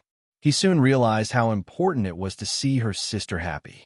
So he changed the flow a little bit and went to the supplies room and got a large piece of white construction paper and went to work, drawing a light outline for the first half, and then going into the detailing and shape of what I wanted. I wanted to draw Rosalie behind a wall of Easter lilies, as her face smiled and unbothered, as her golden eyes showed matching the wall of flowers. Starting with Rosalie in the middle, drawing her first, and getting all the details I could remember as I was drawing from memory, and ending it with the shading and placement of the point of view, as it was centered on the face. But I left enough for her to have a light sundress, poking from the bottom. Aiden moved fast as he had finished what he needed before the end of class, also providing a colorful border and a makeshift frame. "Oh my, it's wonderful. Thank you. Thank you, thank you," Alice said one more time, as others around us looked at her with weird stares, some with interest, as they looked at the portrait and were also amazed. The bell rang, signaling for the end of the school day, as everyone packed up all their items and headed out the door. Aiden looked at the portrait of Rosalie, and though he didn't do much, he had a good memory and displayed most of what he saw. It was no big deal. "Thank you again, Aiden. You don't know how much it means to me. And he knows we would be great friends," Alice started to say, but she soon lost her voice and her eyes started to retract back as if she was looking into herself. Her eyes fluttered as if she were seeing something within her golden eyes, as she stood stiff as a board, posted up like a statue forever, suspended in time. "Alice, Alice," he said, as he almost grabbed her shoulders as she shook off the weirdness and stepped back, clearly not realizing what is happening. "Alice, you all right?" Aiden said, concerned about what just happened. Her face said it all, as she looked at me with fear and panic, as if she saw something that left her speechless. "I'm sorry, I have to go." She left with an unknown quickness, as she grabbed her stuff and left without any more words, leaving the drawing and him stumped for what just happened. "Aiden, Aiden, hello, Aiden." A voice broke through his thoughts. "Huh?" He blinked and looked up from his notebook. "What's up?"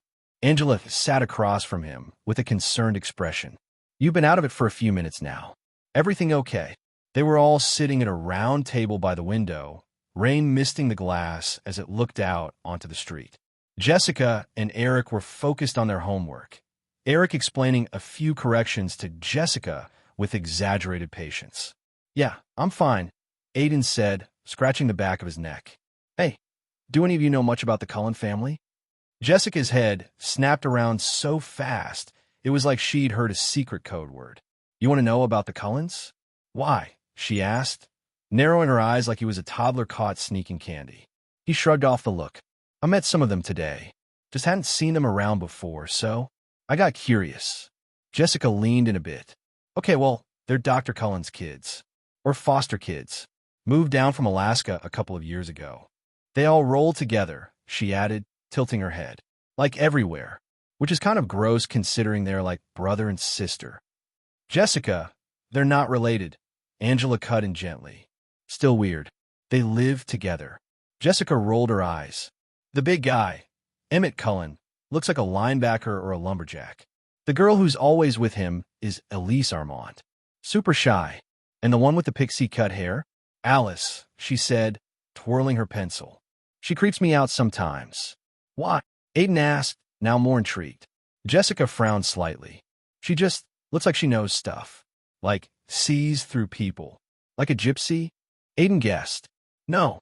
Like a witch? Eric cut in, followed by a terrible cackling laugh. Eh ha ha ha. That got them all laughing for a second. But seriously, Jessica continued, catching her breath. The tall one with curly hair is Jasper. He always looks like he's starving, or like someone just electrocuted him. She stood and did a stiff, wide-eyed impression of him, earning another round of laughter. Angela just shook her head. And then there's Edward, Jessica said, with a dreamy sigh. Always brooding, always staring off into space. No one's good enough for him, she added, twirling a strand of hair and staring off by herself like she was remembering some romantic tragedy.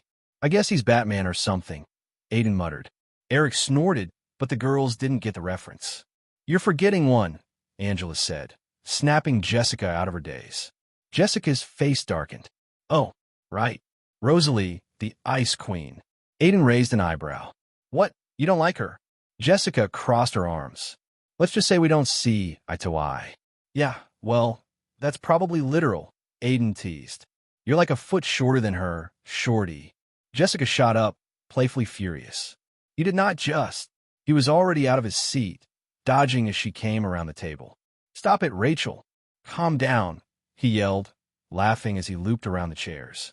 Who are you calling Rachel? Ross? She shouted back, chasing him. I'm more of a Chandler. Thank you very much. Eric's Ross. Eric looked up just in time to shake his head and go back to his homework. An employee tried half-heartedly to stop them, but when they didn't listen, he retreated to get the manager. A minute later, the manager came out, arms folded, giving them the look that said, sit down before I ban you for life. They returned to their seats, still laughing. Despite the chaos, the moment lightened everything. And for the first time in a while, it felt like Aiden actually belonged. An hour passed before I felt my phone buzz in my pocket. It was a text from Steve. Hey kid, something came up. I'm not going to be able to pick you up today. Typical. I sighed and slid the phone back in, letting it buzz again in my hand before silencing it. After the earlier mess, we'd finally settled down. I finished most of the homework pretty quickly, half listening to Jessica and Angela go on about girl stuff while I popped in my headphones. New Edition played in my ears, mellow and smooth against the low hum of rain tapping the windows. Eric was off in his world, staring at his phone like it held the meaning of life. Outside, a black and blue Suburban and a beat-up Chevy Astro pulled up. Mike and the others spilled out, Lauren trailing behind Tyler. They waved through the glass before coming in, jackets soaked with rain. Yo, what up? Mike called as he stepped in, brushing droplets off his sleeves. Hey, Mike, you want something? Yeah, just give me my usual, he said, flopping into a chair. Me too, Tyler added. Yeah, sure. If you actually pay me back this time, Connor teased. Tyler held up his hands. I got you next time, man, for real. Lauren stayed quiet as usual, sliding into the seat beside Tyler. You guys hear about that animal attack in the next county over? Ben asked suddenly. Yeah, he went on, not waiting. 3 campers. Totally mauled. Angela gasped and covered her mouth. Jessica just rolled her eyes. Eric didn't even look up. I didn't say anything.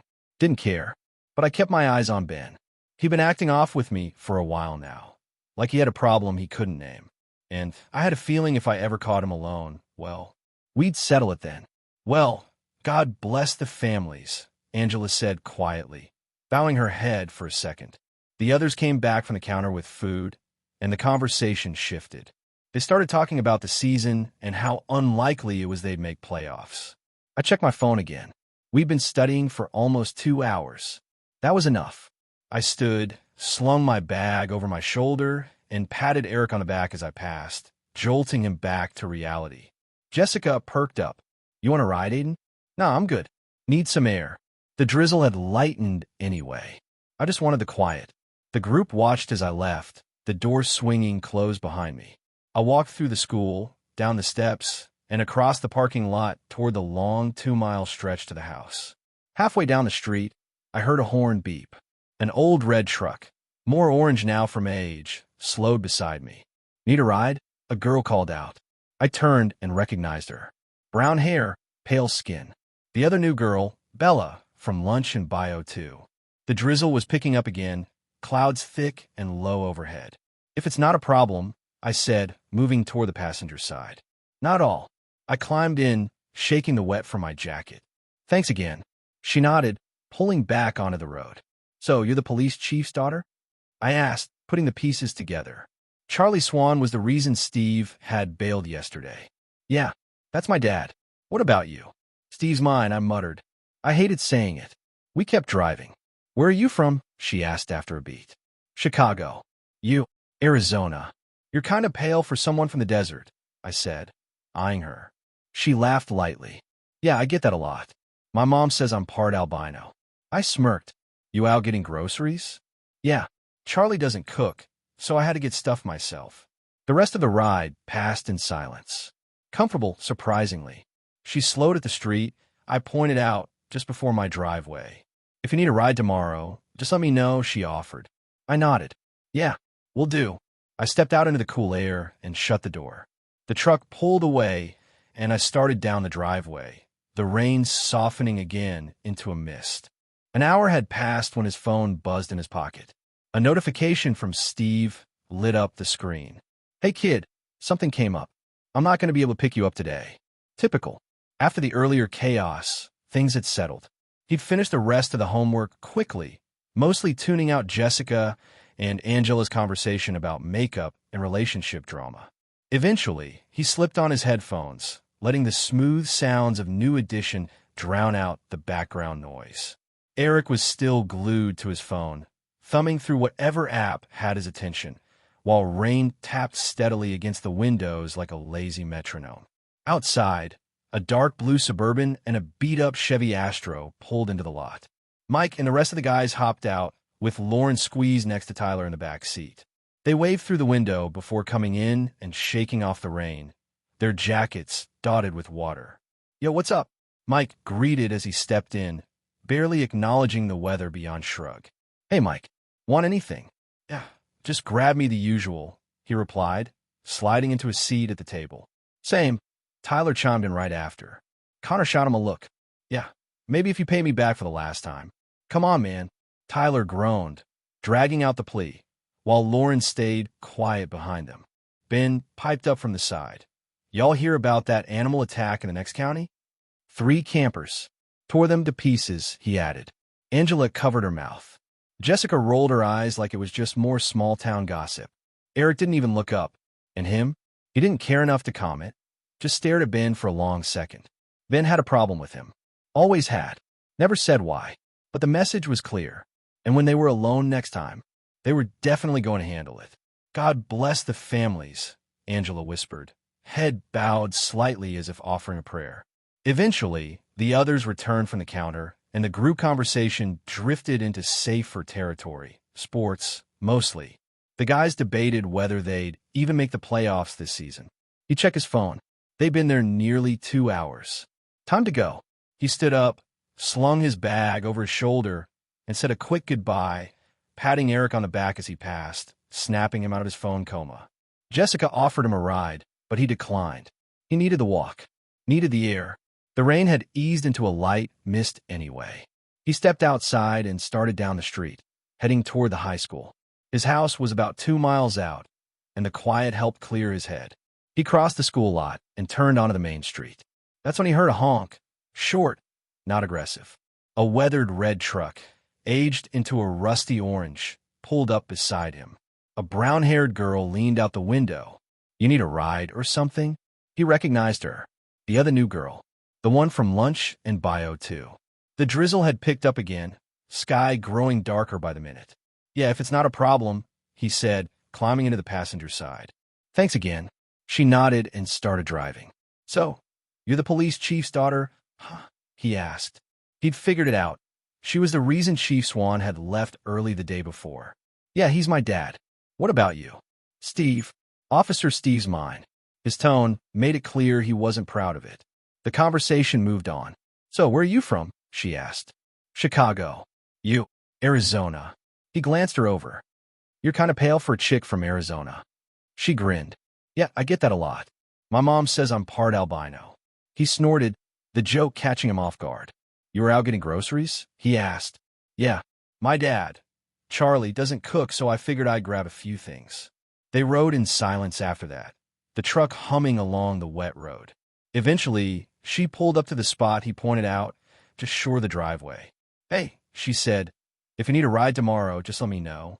Yeah, will do, he replied, hopping out and closing the door behind him. He didn't look back as he walked the rest of the way to the house. Screams and moans echoed through the corridors of the abandoned building, bouncing off crumbling walls like ghosts refusing to rest. It sounded like hell had opened up a pit right in the center of the place. Down a dark hallway, one door stood open. Light flooded out, casting jagged shadows that danced wildly on the peeling walls. The moans turned into guttural groans, then full-throated screams, loud enough to make even the dead plug their ears. A naked, dark-skinned man lay slumped in a tub filled with ice water. His arms were bound with thick rope, and 3 fingers were missing from his right hand. Blood dripped steadily into the melting ice. He was tall, at least 6 feet 4 inches, but broken down, covered in bruises and lacerations. His face was so swollen it was barely recognizable. 5 shadowy figures stood around him, each cast long and crooked by the overhead lights. They were positioned like predators over a fallen animal, all eyes on him. The man drifted in and out of consciousness, trying to focus. Then, without warning, another blow. I'm not asking again, motherfucker. Where's the fucking money? Barked a young black man, standing over the tub. His face was twisted in rage, eyes burning. Without hesitation, he reached into his jacket, pulled out a knife, and sliced through the ropes. Grabbing the man by a clump of hair, he dragged him out of the tub and over broken glass and twisted metal. Then he lifted a splintered leg of a chair and brought it down again and again. The man didn't even have the strength to scream anymore. Where his manhood once was, there was nothing but a cauterized wound.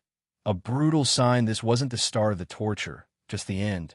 Where is the fucking money? The young man roared, each word punctuated by another strike. Behind him, no one moved. The others didn't dare interrupt the rage in front of them. They knew one wrong move could shift the target. The man on the floor curled into a fetal position, trying to shield himself. Bruises darkened, blood pooled. Eventually, the young man, sweating and heaving, stepped back. His hands were red with blood.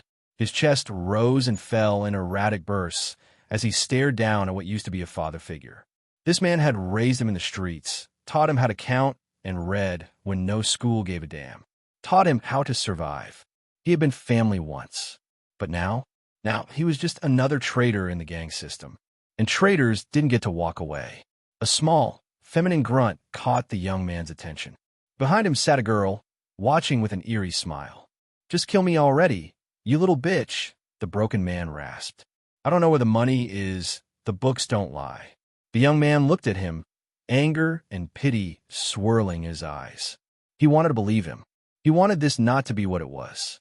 But there was no room for mercy. But you do, he muttered. Then he drew a black Glock and fired 3 times. The shots echoed down the hallway like a curse. Silence returned. The others stood still. The body lay unmoving, blood pooling beneath it. The young man lowered the gun and stared for a moment, almost like he was praying. Then he turned and headed for the door. Ezzy, Jack, clean this up. Ash, let's ride. Coney, come with me, he said as he stepped out into the hallway. All right, D, Coney replied, jogging to catch up. D walked with purpose, the corridor stretching into shadow. So what do you want to talk about? Coney asked, walking beside him, her voice playful but curious. I want you to look into the missing money. Something doesn't add up. It smells like a setup. The old man might have been telling the truth. And if he was, someone in our system's lying. We find out who, or it's all our heads. Got it. Where do you want me to start? The books? The routes? Neither, Dee said, stopping at the base of the stairs. Start with him. Coney blinked. Him. You know who I mean. You're obsessed with him anyway. He helped run the numbers. If there's a trail, he's in it. We don't have time to play favorites. Find it. Coney nodded, trying to suppress a grin. Okie dokie. Dee and Ashy exited through a side door, silent as they approached a parked black El Grand van. Dee, Ashy said after a moment, what if it turns out AI was skimming from the top? What then? Dee didn't answer right away. Then he made a simple gesture. Gun to the head, pull the trigger. He's been dead for months, Dee said flatly. If we can't fix it, we're next. Ashy nodded and climbed into the van with him. The only sound now was the engine rumbling and the whisper of the vents blowing stale air. 1 hour later, Dee closed the door to his apartment. He tossed his keys into a dish, threw his coat on a hook, and walked into the kitchen. He set the Glock on the counter, removed the clip, and cleared the chamber with practiced ease. Opening the fridge, he grabbed a water bottle and a pre-made meal. But just as he turned, his phone buzzed. He sighed, picked it up, and answered. Yeah. Hey, Kuzo. It's me. How's the family? A deep voice asked on the other end. Dee froze. This was the last person he expected or wanted to hear from, because if he was calling, things were about to get complicated. Tick, tock. The steady rhythm of a clock echoed through the small gray room. A black, one-way mirror stared from the far wall, watching. In the center sat a metal table with 2 chairs, one occupied by a young boy. He was filthy. Dirt and grime clung to his skin, accumulated from days spent surviving on the streets. His clothes were torn and tight in places, loose in others, stretched oddly by the sudden growth spurts of youth left unchecked. Tick, tock, tick. Across from him sat a large man in a white dress shirt, sleeves rolled up and tie slightly loosened. His expression was taut with irritation, his mouth moving rapidly, but no sound came out. His words were muted, distant like a memory underwater. Tick, tock, tick, tock, bang. A heavy hand slammed onto the metal table, the sound sharp and sudden.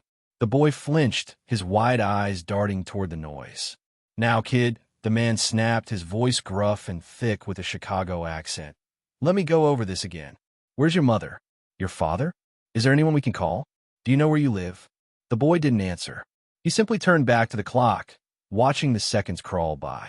A voice, urgent and trembling, echoed from the hallway. Where is he? OSIL, where's my little Aiden? A woman bustled into the room. A small, older lady with a stern face and kind eyes. She clutched a handbag tightly to her chest as she pushed past the officer and rushed to the boy's side. The man at the table stood up, confused. And who might you be? I'm Mrs. Palpanini, she said firmly, Aiden Wells' legal guardian. And I've come for him. She knelt beside the boy, inspecting him with gentle hands. Oh, mon petit, I've been looking everywhere for you. Are you hurt? Are you all right? You're saying this kid is under your care? The man asked, waving his hand toward the silent boy. Oui, she replied with cold certainty. And why do you care? She glared at the man with open disdain, shielding Aiden from his gaze. What had once been a distant memory hit like a stone tossed into still water, shattering the surface of Aiden's thoughts as he sat in his second class. The ticking of the wall clock jolted him back into the present. Tears slipped down his cheeks before he even realized they were falling. Bibbying. The bell rang, loud and final. The period was over. Aiden, are you all right? Mr. Mason asked from his desk, peering over his glasses. Aiden wiped his face quickly, gave a small nod, and gathered his things. Without a word, he slipped out the door. Waiting in the hall was Jessica, bouncing on the balls of her feet with a bright smile. Hey, we're not doing that study crap, are we? Aiden cut in, voice flat. If we are, I'm not going. Jessica blinked. Oh, no. That's not what I wanted to ask. Then what? Aiden asked, stepping around a group of students. Jessica hustled in front of him, blocking his path. Despite her smaller frame, she held her arms out to stop him. Listen to me, Aiden. Angela and I were just wondering. What are you doing this weekend? Nothing. What do you want? He muttered, brushing her arms aside and continuing down the hallway. She caught up quickly and tugged his sleeve. There's a party. In the woods. Eric's DJing. There'll be tents, music, dancing. You know, something to do. Aiden snorted. A black eye like me doesn't go into the woods at night. That's how people get killed in movies. And I don't know any of y'all that well anyway. Jessica didn't give up. So get to know us. We're not that bad. Just give a chance. Yeah, get to know us. Angela appeared beside them, tall and composed. She offered a calm smile and nodded once at Aiden. Hi, Angela, Jessica said, giving her a quick hug. Angela returned it silently before looking at Aiden with a quiet warmth. Jessica stepped forward again. Look, you don't have to come if you don't want to. But most of us just go to hang out and dance. Not like there's anything better to do in this dead-end town anyway. Jessica, Angela chided gently, crossing her index fingers in mock scolding. Bibbying. The bell rang again, signaling the end of the passing period. Just think about it, all right? Jessica called as she jogged off to class. It's not like you've got anything better to do. Angela didn't say a word. She just squeezed Aiden's arm briefly before turning down another hallway. Aiden stood there for a moment, exhaling a long breath. He took a second to compose himself, then finally walked toward his next class, stepping in just as the final bell echoed through the halls. The oven door whooshed open as Aiden pulled out the trays of golden brown cookies. He set them on cooling racks, steam rising as cold air met the heat, sending a warm, sweet aroma drifting across the classroom and into the hall. Haley and Angela, his assigned partners for the class, leaned over the trays. Ooh, they look amazing, Angela said, eyes wide. I thought we were going to bomb this. That's because Aiden did all the work, Haley added, grinning. I nearly dropped the first tray. I just followed the recipe, Aiden replied, brushing flour off his apron. Timing helps too. Students from nearby tables drifted over, gazing at the cookies with curiosity and envy. A blackened sheet of burnt chocolate discs on a neighboring station only added to the contrast. Wow, one guy muttered. You guys crushed it. Angela nudged Aiden playfully. Look at you, tall, calm, and can bake. Dangerous combo. Aiden shook his head with a faint smile and began scooping dough for the last round. As the next batch baked, he cleaned the workspace. The girls stood nearby, chatting while touching up their appearances, Angela dabbing on lip gloss, Haley casually fixing her braid. So, Angela said, lowering her voice, you going out this weekend? Maybe, Haley said with a shrug. Nate from basketball asked, but Angela gave her a look. Didn't you have a thing for him last week? Haley smirked, then tilted her head toward Aiden. Taste change. Angela giggled. You're shameless. Hey, if I could snag someone who can bake and looks like that. She shrugged. Nate, who... Before Aiden could react, the oven timer rang. He pulled out the trays and set them beside the others. We should bag these before the bell, he said, already reaching for plastic bags. They split the cookies evenly, setting one aside for the teacher. As the bell rang, Aiden cleaned the last cookie sheet, grabbed his bag, and headed toward the door. Waiting just outside was Rosalie. She had a sharp elegance to her shoulder-length golden blonde hair and eyes like polished amber. Her posture was poised, expression unreadable. Aiden White, she said smoothly. That's me, he replied, curious. Something I can help you with? Rosalie Hale, she said. We're in French together. Miss Hoff's assignment is due next week, and for the sake of the project. She gave him a cool smile. I prefer to speak in French. Always, je m'en souviens. Aiden nodded, catching the rhythm of her tone. Tu veux commencer quand? Oh yeah, I remember. When do you want to start? Behind him, Haley had paused. Her smile had dulled, but she stayed quiet, just watching. Rosalie tilted her head, casual but precise. Après les cours. Peut-être au café, MBAS de la rue. After school, maybe the cafe down the street. Aiden raised an eyebrow. C'est un peu trop brillant, non? La bibliothèque, same you. You moins de distractions. It's a bit too noisy, no? The library's better. Fewer distractions. Rosalie gave a small, approving smirk. Grave. C.A. Marquet. Totally. That works. Haley cleared her throat softly behind him, reminding him she was still there. Aiden turned to her, a little late. Sorry, Haley. If I end up going to the party, I'll see you there. She nodded, expression flat but polite. Okay, cool. See you. She walked off without another word. Rosalie watched her go, then glanced sideways at Aiden. Jacob and Truckla. Oh, you? Did I just interrupt something? Or? Aiden shook his head, shrugging. Nan, teen quiet. Rain D important. Continue. Not, don't worry. Nothing important. Go on. Rosalie turned to leave, but tossed a look back over her shoulder, voice light but sharp. Mlihoff adik kt ales, etra, undefi. Jesper chuel avate raison. Miss Hoff said you'd be a challenge. I hope she was right. Then she walked off like nothing had happened, her steps confident, leaving only the soft trace of a smirk behind. Aiden exhaled a quiet laugh and muttered under his breath. Tout es just animor et in guerre. All's fair in love and war. Later that afternoon, Aiden found Rosalie waiting by the library entrance, a thick textbook tucked under her arm, her quiet confidence unmistakable. She didn't smile, but her eyes held a spark that was hard to read. Preda commencer, ready to get started? Aiden shrugged, slipping his backpack off one shoulder. Ways, j'imagine. Pas trop du genre pot d'étude. Yeah, I guess. Not really the study buddy type. Rosalie's lips curled into a faint smile. Moi non plus. Mais Madame Hoff. Elle s'en fout un peu de si qu'on veut. Same here. But Mrs. Hoff doesn't really care what we want. They settled into a corner table, the buzz of the ceiling lights fading into background noise. Rosalie pulled out her notes and opened her laptop without waiting for Aiden. They sat in silence for nearly 20 minutes. Aiden slouched in his chair, fingers tapping restlessly against the edge of the table. Rosalie, perfectly still, wrote with practiced ease, barely acknowledging his growing irritation. Finally, he sighed and pulled out one earbud. C'est nul, ca.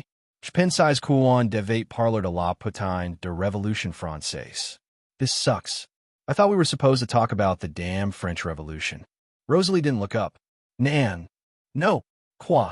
What? She calmly flipped a page in her notebook. C'est pas une question sur la Révolution. C'est juste un poème. Un truc que du sens sur l'amour. It's not about the revolution. It's just a poem. Something meaningful. About love. Aiden stared at her, mouth agape. Tout de cons? J. Boss sur Robespierre pour rain. You're kidding, right? I've been studying Robespierre for nothing. Kermit. Totally. He groaned, running a hand through his hair. Putain, je déteste les projets de groupe. Damn, I hate group projects. Rosalie finally set down her pen and looked him in the eyes. Alors pense pas que c'est un projet de groupe. Imagine ca, come on conversation. Avec de la tension. C'est là que la poésie vit. Then don't think of it as a group project. Think of it as a conversation. With tension, that's where poetry lives. He blinked, surprised. C'est bizarrement poétique, ca. That's weirdly poetic. Bah, she said. Tessam moiti chemin. Well then, you're halfway there. He scoffed. Peu import. Et main in it. On choice it un anglebite on. Sur l'amour et on ecredun. Card Hallmark. Whatever. So what now? We pick some cheesy love angle and write a Hallmark card. Rosalie's expression stayed cold, but her voice was sure. On partage. 2 points of view. Moi, J.E. Prins la haine. Toi l'amour. We split it. 2 perspectives. I'll take hate. You take love. He narrowed his eyes. Sérieux? Seriously? Grave. Dead serious. Okay, he snapped. J.E. Prins l'amour. Mime si, jai connais rain. Fine. I'll take love. Not that I know anything about it. A flicker crossed her face, but disappeared quickly. C'était pour ca, kca marchera. Ecris a part de son absence. Maybe that's why it'll work. Right from its absence. He looked away, jaw tightening. C'est si que je comptais faire, de tout faken. That's what I was planning anyway. A long silence settled between them. Heavy, but not uncomfortable. Aiden fidgeted, but Rosalie remained calm, flipping back to her notes. Jete comprends pas. I don't get you. Tas pas. Ecris just un truc vrai. Moi, je ferai parel. You don't have to. Just write something real. I'll do the same. Despite himself, something in her voice calmed him. Not warm, but steady. For the first time all day, Aiden stopped fidgeting and leaned back in his chair, staring at the ceiling. Okay, mais tu attends pas de fleurs et du soleil. Fine, but don't expect flowers and sunshine. Rosalie smirked faintly, still focused on her writing. Jin rev mean pa. I wouldn't dream of it. Aiden was just starting to scribble down a rough line when the unmistakable sound of high-pitched laughter sliced through the quiet of the library. Oh my God, there you are. Jessica's voice rang out like a fire alarm. Jess, Angela hissed behind her. It's the library. Too late. Both girls were already hovering at the edge of their table. Rosalie didn't look up, didn't flinch, didn't even blink. Aiden, on the other hand, dropped his pen with a sigh and rubbed his temples. Jessica leaned over, hands braced on the table like she was about to climb into their personal space. You guys look so intense. What are you working on? Poetry, Rosalie said, flat and unimpressed, her eyes still on her notebook. Jessica blinked. Wait, seriously? You're writing poems together? Angela gave a quiet, amused smile. It's for French, right? Yeah, Aiden muttered, barely restraining his annoyance. Apparently not about the French Revolution. Jessica laughed, oblivious. So what's it about then? Rosalie finally looked up, her tone dry as sandpaper. Love and hate. Ooh, Jessica said, eyebrows dancing. Which one are you writing about? Hate, Rosalie said instantly, like the answer had never been in question. Angela glanced between them, reading the tension.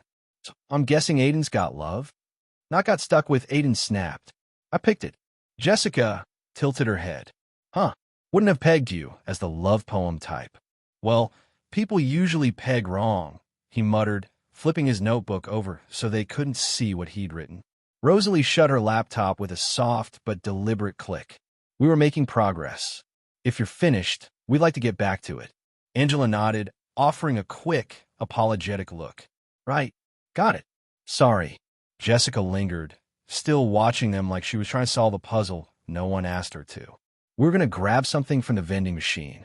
Nan, Rosalie cut in, sharp but not rude. On gear. No, we're good. Jessica blinked, thrown by the sudden switch to French, then nodded with a little pout. Okay, later, I guess. Angela tugged her gently away. As they left, she whispered something that made Jessica snort behind her hand. The silence that followed was thick, almost comfortable. Aiden picked up his pen again, letting it hover above the page. Thanks, he said after a beat.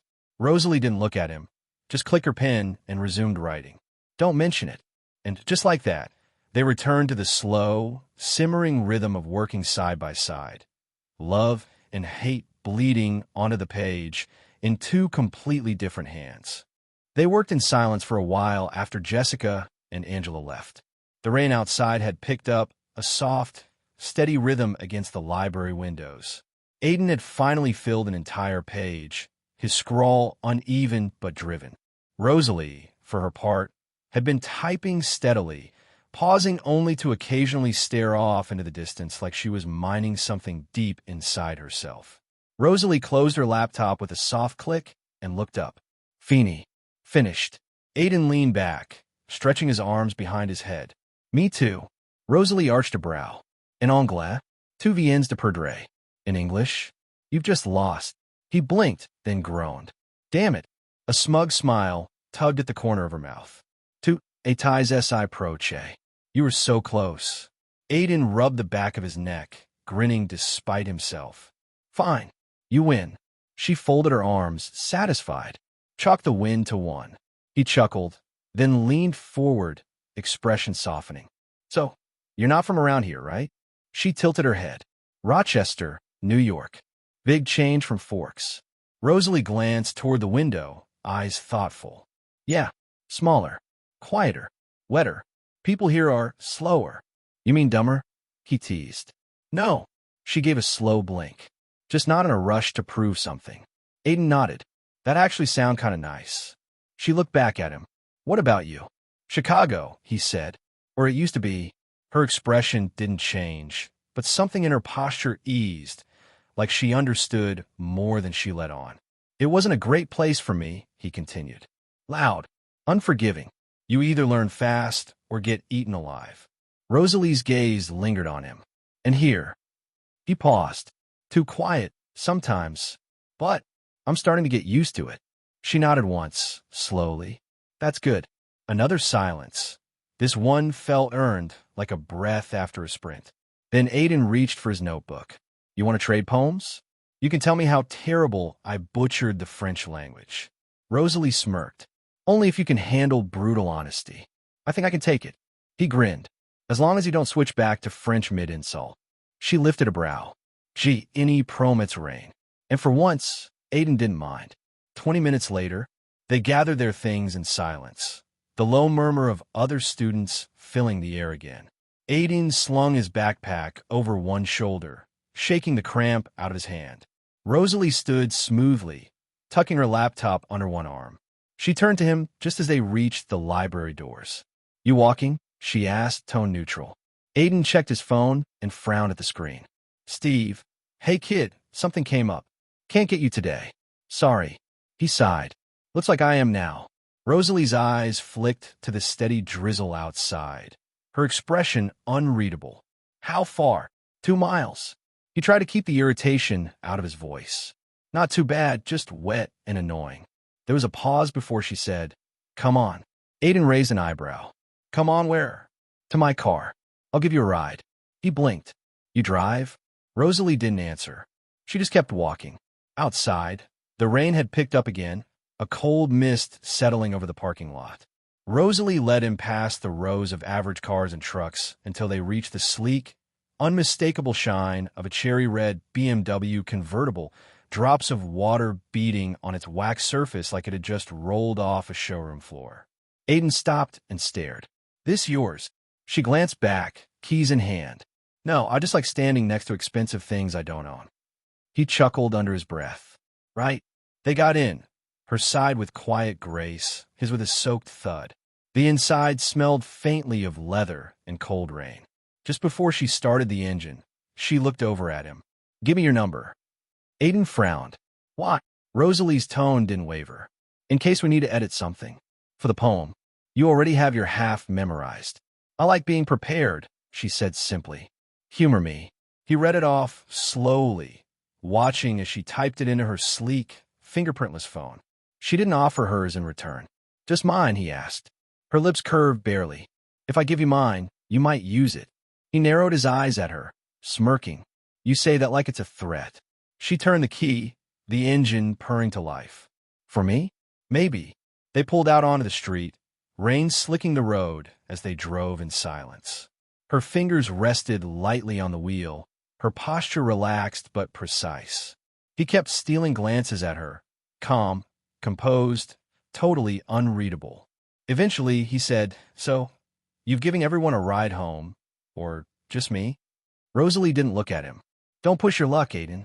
But the corners of her mouth lifted, and this time, he knew she didn't me. They worked in silence for a while after Jessica and Angela left. Outside, the rain had picked up, tapping steadily against the library windows in a rhythmic lull. Aiden had finally filled a whole page, his handwriting a mess, but his thoughts poured out fast and unfiltered. Across from him, Rosalie typed steadily, only pausing now and then to stare off like she was digging through some memory buried deep inside her. Eventually, with a quiet click, she shut her laptop and looked up. C'est bon. Finished. Aiden leaned back, arms stretching over his head. Me too. She raised an eyebrow, amused. En anglais? Tas crème. In English? You blew it. He blinked, then groaned. Damn it. Rosalie smirked, her tone playfully smug. T'étais assez sérieux. You were this close, seriously. Aiden rubbed the back of his neck, but he was smiling now. Okay, T.S. Gagny. Fine, you win. She folded her arms, fully satisfied. Allez, un point pour moi. All right, 1 point for me. He chuckled, then leaned forward a bit, more curious than competitive now. So, you're not from around here, right? She tilted her head, just slightly. Rochester, New York. Big change from Forks. Rosalie glanced toward the rain-streaked window, eyes flickering with thought. Yeah, smaller, quieter, wetter. People here are slower. You mean dumber? He asked, half grinning. No. She blinked once, slow. Just not trying so hard to impress everyone. Aiden nodded.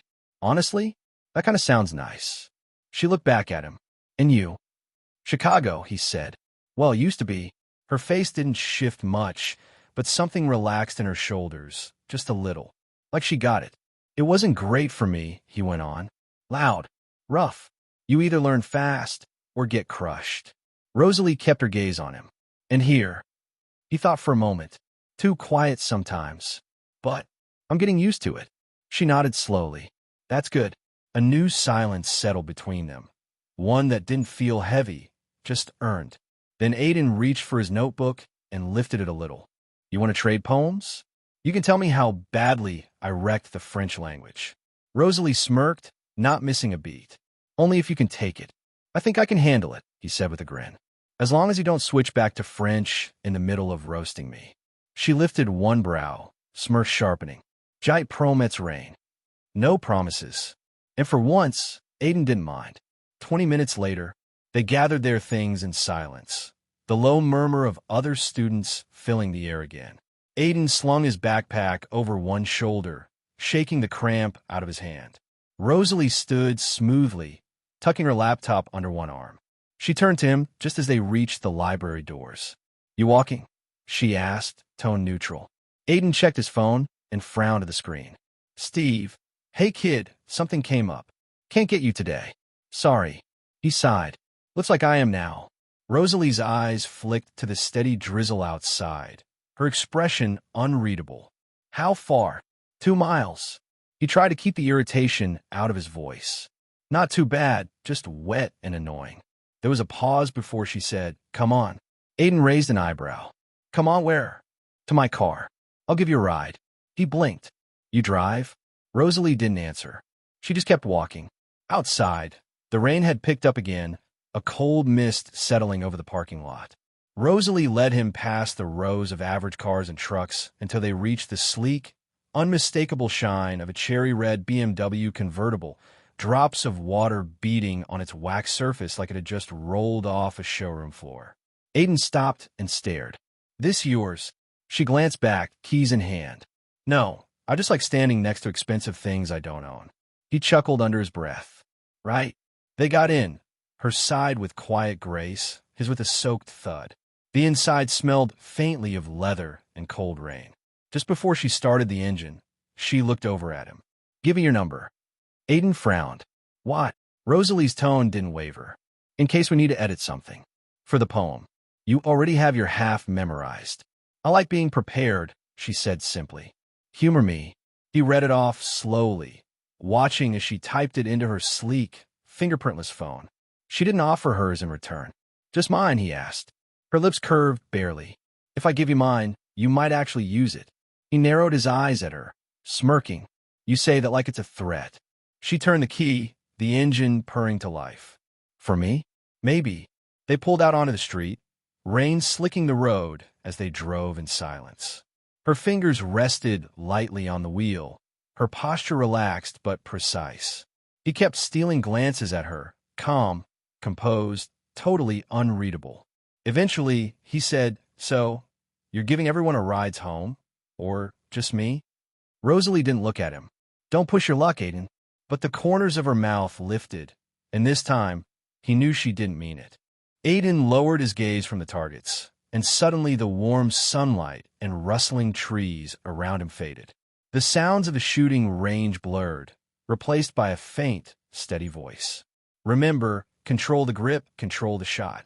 He was back in Mrs. P's small, cluttered classroom, the walls lined with gun safety posters, the scent of leather and oil lingering in the air. Mrs. P stood beside him, calm but firm, breath steady, eyes focused. Don't rush. Let the gun do the work, not your fear. Aiden's hands were shaky at first, the Glock heavy in his grip. She patiently corrected his stance, his finger resting lightly on the trigger guard. Trust yourself. You've got this. Her voice was steady, like a lifeline. At times, she pushed him hard, demanding precision. Other times, she just listened, letting him vent the storm inside him, his anger, his loss. No one gets this perfect overnight, she'd say, but every shot you take is one step away from being lost. The memory of those sessions surged with bittersweet clarity. Mrs. P was the only one who never judged him for his past, the only one who treated him like someone who could fight back, not just with fists, but with discipline. The echo of a gunshot snapped him back to the present. He exhaled and looked at Steve, who was watching him with an unreadable expression. For a moment, Aiden felt the weight of all those lessons, the control, the focus, the steady hands. Not just for shooting, but for life. Minutes later, Steve wiped sweat from his brow and glanced at Aiden as they walked toward the bench near the truck, their ears still ringing faintly from the last round. "You ever take a girl out shooting?" Steve asked casually, unscrewing the cap on a water bottle and tossing one to Aiden. Aiden caught it one-handed. "No." Steve smirked. "Anyone you like at school?" Aiden twisted the cap off the bottle without looking at him. "No." That pause again. The same kind that had followed the question about his mom. Steve let out a soft chuckle, nudging his shoulder. "Come on, a kid like you? There's got to be someone."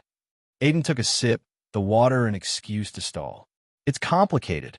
Most good things are." Aiden's jaw flexed. "Some things are better left uncomplicated." Steve studied him for a beat, trying to decide whether to press. But he saw the same wall behind Aiden's eyes, solid, worn, familiar. A wall that had been built long before he ever came to Forks. He leaned back on the tailgate, letting it go. "All right, no pressure." Aiden exhaled slowly, almost relieved. "Thanks." Steve took another swig of water, then gave him a sidelong glance. "Just so you know, you ever want to talk about girls, your mom, any of it, I'm here." "I know." Aiden said it quietly, but it was the first thing that sounded real. Honest. Steve nodded and let it be. He wasn't going to force open doors that Aiden kept locked. Not when it mattered more that the kid knew he didn't have to hide forever. They sat there for a while, watching a pair of crows fly overhead, the breeze shifting the paper targets in the distance. Then Aiden stood. "Want to run another set?" Steve smiled. "Hell yeah. You still owe me lunch." "Then I better keep winning." "You cocky little punk." Aiden actually laughed at that. Low, brief, but genuine. And Steve clung to that sound like proof that, even if the past stayed silent, something good was beginning to take shape. The fire crackled in the center of the clearing, casting wild, golden light over the crowd of teenagers dancing, drinking, and shouting over the bass thumping through portable speakers. Aiden kept to the outskirts, scanning the noise and color with a kind of detached curiosity. He'd only come because Angela asked, and he didn't want to seem rude, especially after she'd been the only one at school who treated him like a normal person from day one. He wasn't expecting to bump into Ben so soon, or for the guy to look at him like he was a threat. "You and Angela seem close," Ben said, nodding toward the fire where Angela laughed with Jessica. Aiden frowned. "Yeah, we're friends. Classmates." Ben's jaw twitched. "She's been talking about you a lot lately." Aiden crossed his arms. "What do you want me to say? I'm not into her like that." "But she's into you," Ben snapped. "Even if you won't admit it." That pulled a dry, humorless laugh out of Aiden. "She's not. And even if she was, it wouldn't change anything. I'm not trying to step on your toes, man." "Then stay out of the way." Aiden stared at him, expression cooling. "You've got bigger problems if you think I'm the issue." Ben shoved him. It wasn't hard, just enough to cross a line. Aiden took a breath, fists curling, not out of anger but instinct. But he didn't want this. Not here. Not for something so stupid. Still, Ben swung. Aiden ducked it quick and calm, and swept Ben's legs out from under him before he could get his balance. The other guy landed on his back with a thud and a grunt. Aiden stepped back, offering his hand. "You done?" Ben stared up at him, chest heaving. After a moment, he took the hand, letting Aiden haul him back to his feet. "She means a lot to me," Ben muttered, brushing dirt off his sleeves. "She's a good person," Aiden said. "But she's not a prize to win, man. You want to be with her? Be better. Don't fight over her." Ben looked like he wanted to argue, but then, finally, he nodded. "All right." They walked back toward the fire in silence, both quiet, both tense. Angela spotted them and frowned. "Seriously? What happened?" "Guy stuff," Ben said with a shrug. Aiden gave her a lopsided smile. "Nothing you need to worry about." She narrowed her eyes. "Did you fight?" "No," Aiden said immediately. "We talked and cleared things up." Angela didn't quite believe it, but she let it go. "Well, If either of you throws a punch near me again, I'm decking both of you. Aiden laughed. Deal. As the night wore on, Aiden kept close to the edges, chatting with a few classmates, quietly watching the stars when no one was looking. He didn't belong here, not really, but he was starting to realize he didn't need to. People were starting to see him. Not the version from Chicago. Just Aiden. And for once, that felt like enough. There you are. Jessica's voice sliced through the dark like a neon whip, drawing every stray beam of firelight. She stumbled toward them, glitter stuck to her cheeks, and a red plastic cup sloshing dangerously in her hand. I've been looking for you everywhere, Mr. Mystery. Angela sighed, but her smile held no surprise. Aiden blinked. Jessica, you good? I'm great, she said, drawing out the word like it meant something more. But you've been hiding out, and that's illegal at parties like this. She wobbled forward and plopped herself down beside him. Too close, too fast. Angela subtly scooted back, giving Jessica the floor. Come dance with me, Jessica said, poking his shoulder. You promised. I don't think I did, Aiden said, brow raised. Jessica blinked, trying to remember. Well, you should have. Come on. You're way too serious. It's not a funeral. It's a forest rave. I noticed, he said dryly, glancing around at the flashing lights strung between trees and the dozens of bodies writhing like silhouettes in a music video. Angela bit back a laugh. You might as well. Get over with. She won't stop. Jessica brightened. See? Even Angela agrees. You owe me, Aiden. I brought vibes. Aiden stood slowly, brushing off his jeans. Fine. One song. Two. Jessica demanded, linking her arm with his and dragging him toward the pulsing music. I'm holding you hostage. Angela gave him a small, amused wave as he glanced over his shoulder. As Jessica pulled him into the crowd, her laughter rose like sparks in the smoke-filled dark. Aiden didn't resist. Not really. Something about the way the music swallowed them up made it easier to let go, for just a little while. The music pulsed through the clearing like a heartbeat, every thrum of bass rattling the ground underfoot. Glow sticks looped around necks and wrists, flashing in neon arcs as bodies swayed together, lost in rhythm and noise. Aiden didn't usually dance. He hated the feeling of being surrounded. So many limbs, so much sweat, so many eyes. But Jessica had a way of not taking no for an answer, especially after her second drink. She'd pulled him in with both hands, smiling like this was the most natural thing in the world. And somehow he didn't pull away. Her hands slid from his wrists to his shoulders, then down his chest as they moved. Not gracefully, not expertly, just with abandon. She was flushed from the alcohol, eyes a little glassy but locked on as like he was the only person here. Aiden, she breathed over the music, leaning close. You're actually good at this. I'm not even trying, he muttered, trying to keep things light, trying not to focus on how close she was, how her fingers had curled into the fabric of his shirt. Exactly, she whispered, grinning. Then she leaned in closer, lips brushing his ear. Don't act like you don't want to be here. He froze for a moment. Her breath was warm against his skin, the scent of cherry vodka thick in the air between them. The song changed, something slower, something heavier. And Jessica didn't step back. Her arms slid around his neck, tugging him in. Her body pressed against his, fluid and bold, like this was what she'd wanted all along. Aiden's hands hovered uncertainly before settling at her waist. He told himself it was just dancing, just keeping the peace. Just. She was getting too close. He turned his face slightly, breaking the moment. Jess. She looked up at him with those wide, drunk eyes. What? He didn't finish the sentence. Just gave her a small, crooked smile and shook his head. Jessica didn't push. Not yet. But she stayed close, too close, as the lights spun and the night kept going. A burst of red and blue light cut through the trees like a siren song. Then the sound followed, the wail of police cruisers, sharp and unmistakable, slicing through the music like a blade. Shit, someone yelled. It's the cops. Panic spread like fire. Kids dropped drinks, shoved through the crowd, scrambled to find their stuff. The makeshift DJ booth crackled and died mid-song, plunging the forest into a frenzy of stomping feet and nervous yells. Aiden felt Jessica jerk away from him, her eyes wide now with something that wasn't drunken flirtation. "Come on," she said, grabbing his hand again. They ran, past kids climbing over fallen logs, past discarded bottles, a toppled speaker, someone trying to grab their jacket off a branch. Then Aiden spotted a familiar van, beat up, yellow, with cracked decals on the sides. Tyler's van. Jessica yanked the side door open. Inside were Eric, who looked panicked but mostly sober, Ben and Angela still clinging to each other, and Tyler, slumped in the driver's seat, mumbling something unintelligible. "He's wasted," Eric said quickly, looking at Aiden. "Dude, we need someone to drive. Like now." Aiden blinked, then nodded.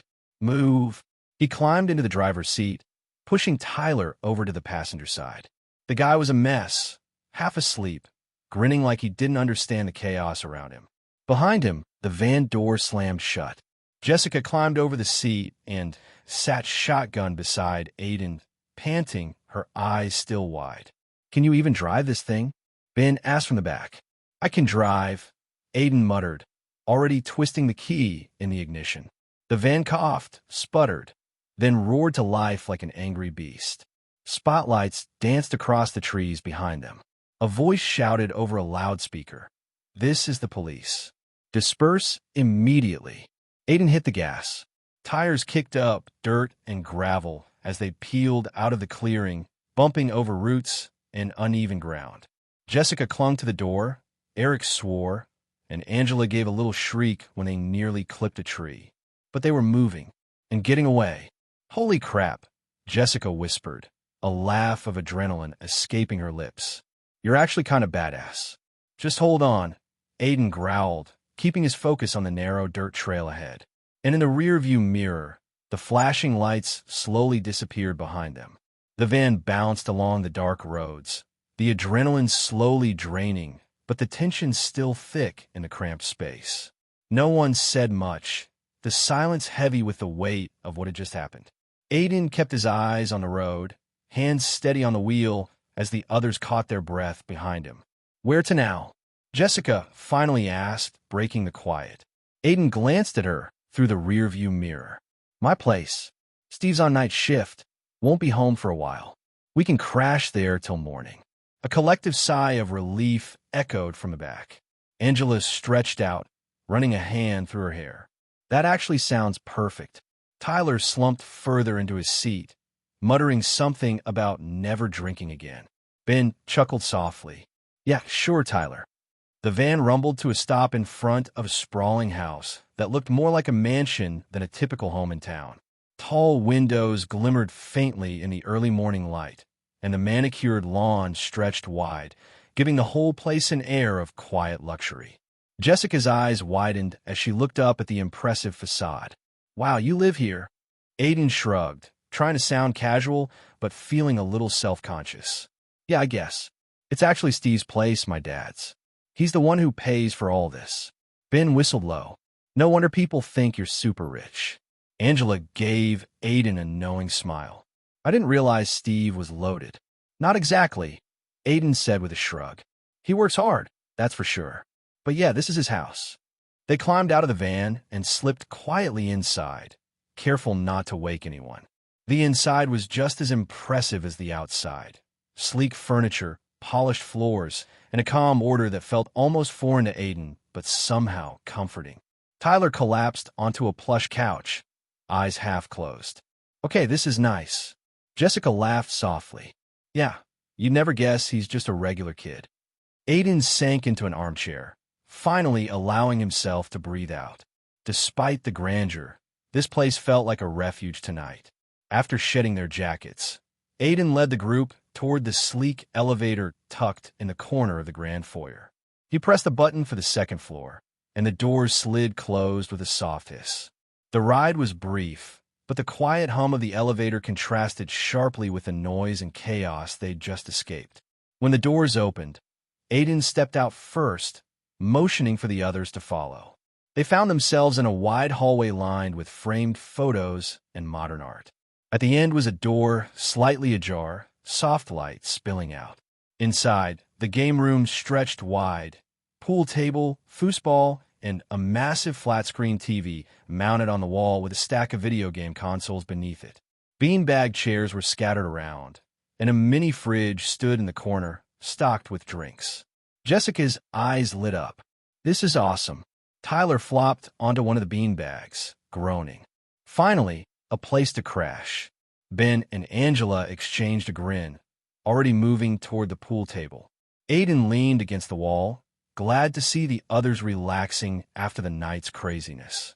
"Make yourselves at home," he said quietly.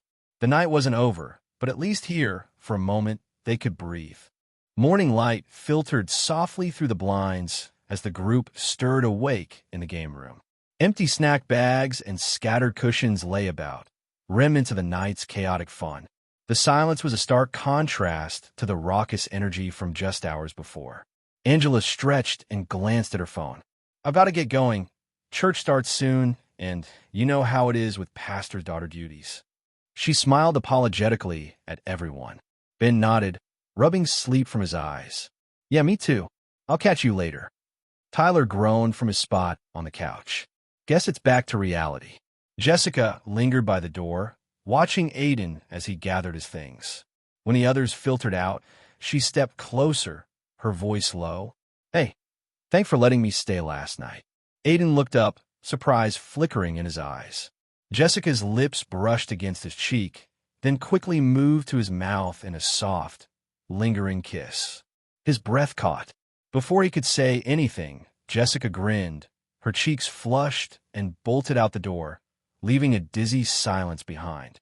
Aiden stood frozen, the quiet morning suddenly charged with something new, something he wasn't ready to name yet.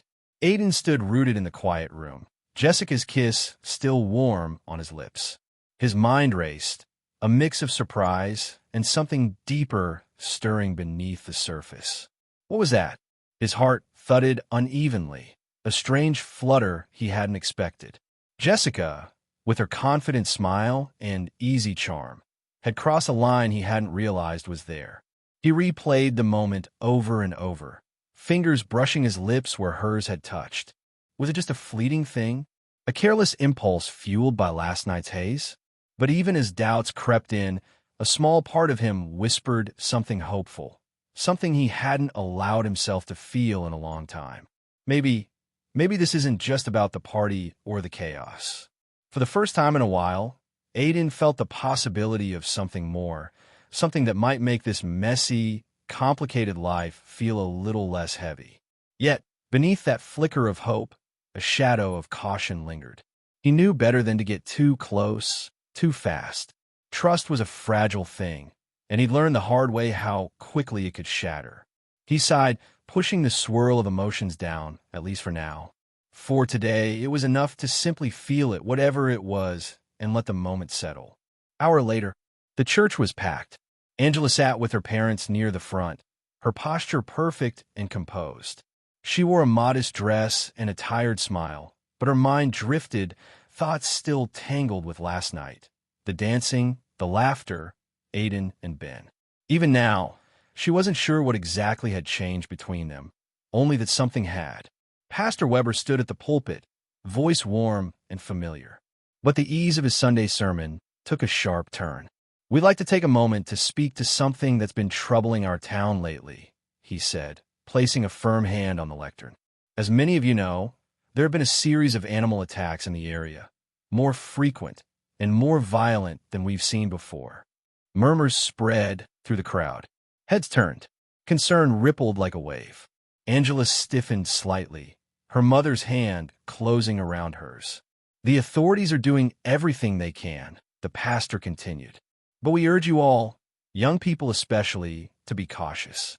Please avoid the woods, especially at night. Don't wander off alone. Travel in pairs. Stay in well-lit areas." He paused. "And most importantly, pray for our town, for wisdom, for protection, and for peace." From her seat in the back, Jessica's expression shifted. What had been carefree fun only hours ago now felt smaller, tainted even. She glanced down at her phone, fingers twitching. Aiden hadn't messaged her. Not that she expected him to, but still. In the far aisle, Ben stood with a couple of his friends, arms crossed. His jaw clenched at the mention of the attacks, eyes narrowing. Something about it didn't sit right with him, hadn't for a while.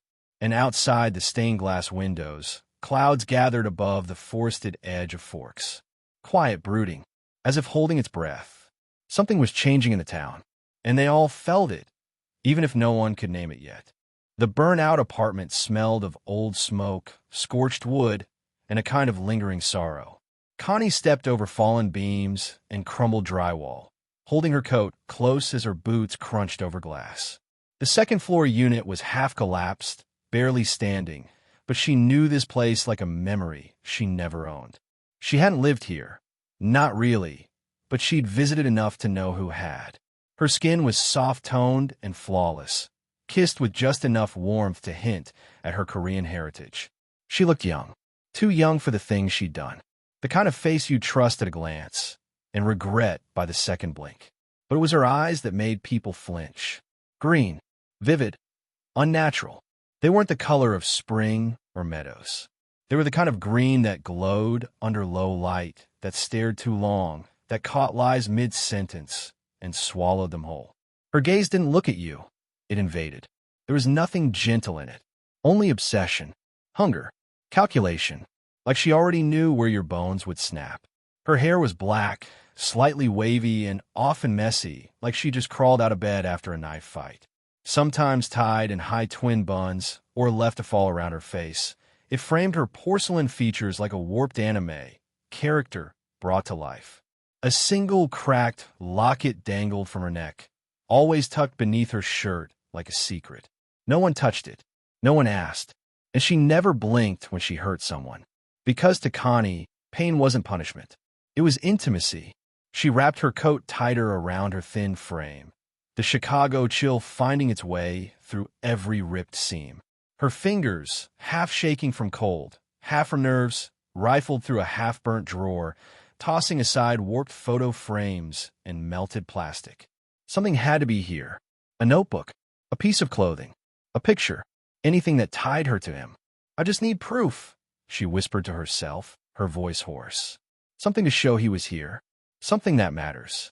She moved toward the closet where Mrs. Palpanini used to keep her duffel bags. Military surplus, always zipped tight, always locked. The closet door was half-hung, hanging by a thread. She forced it open, coughing as soot puffed out. There, buried under char blankets, was something. Connie dropped to her knees and pulled it free. A fire-blackened lockbox, the metal warped and blistered. She pried at it with a bent coat hanger until the lid gave with a screech. Inside, barely intact, was a scorched envelope, the edges curled, but the writing visible. For Aiden, only if I'm gone. Her breath caught. Mrs. P had written this. Connie had never seen it before. Her fingers hovered over the envelope like it might burn her, even now. Then, the sound of footsteps echoed down the hallway, far too loud to be the wind. She froze, clutching the envelope to her chest, eyes wide, breath shallow. Someone else was here. Connie ducked back into the shadows of the half-collapsed bedroom as the heavy steps creaked down the hallway. Her heart pounded in her ears, one hand clutched around the scorched envelope, the other gripping the rusted lockbox like a shield. The door creaked open. She held her breath. Two figures stepped through the haze, scruffy, gaunt, wrapped in mismatched layers of donated coats and scarves. One of them, a man with a tattered army cap and a limp, peered around the room. His eyes passed over her without focus. "Just keep moving, man," the other muttered. "Ain't nothing left in here." But this was the kid's room, the first one said. The quiet one.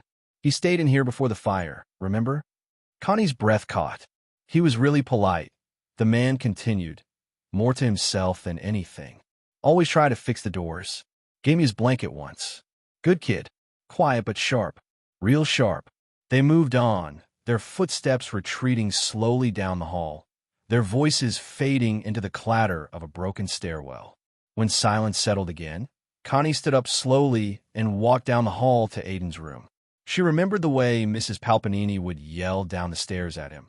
That hard old woman with her iron voice and her soft heart. She hated Connie, knew what she was. A roach in the walls, a shadow that slithered behind Aiden like mold. But she didn't get it. She didn't see what he was. He was light. He was out. He was hope. And he had left Connie in the dark. She clutched the shoebox like it was a holy relic.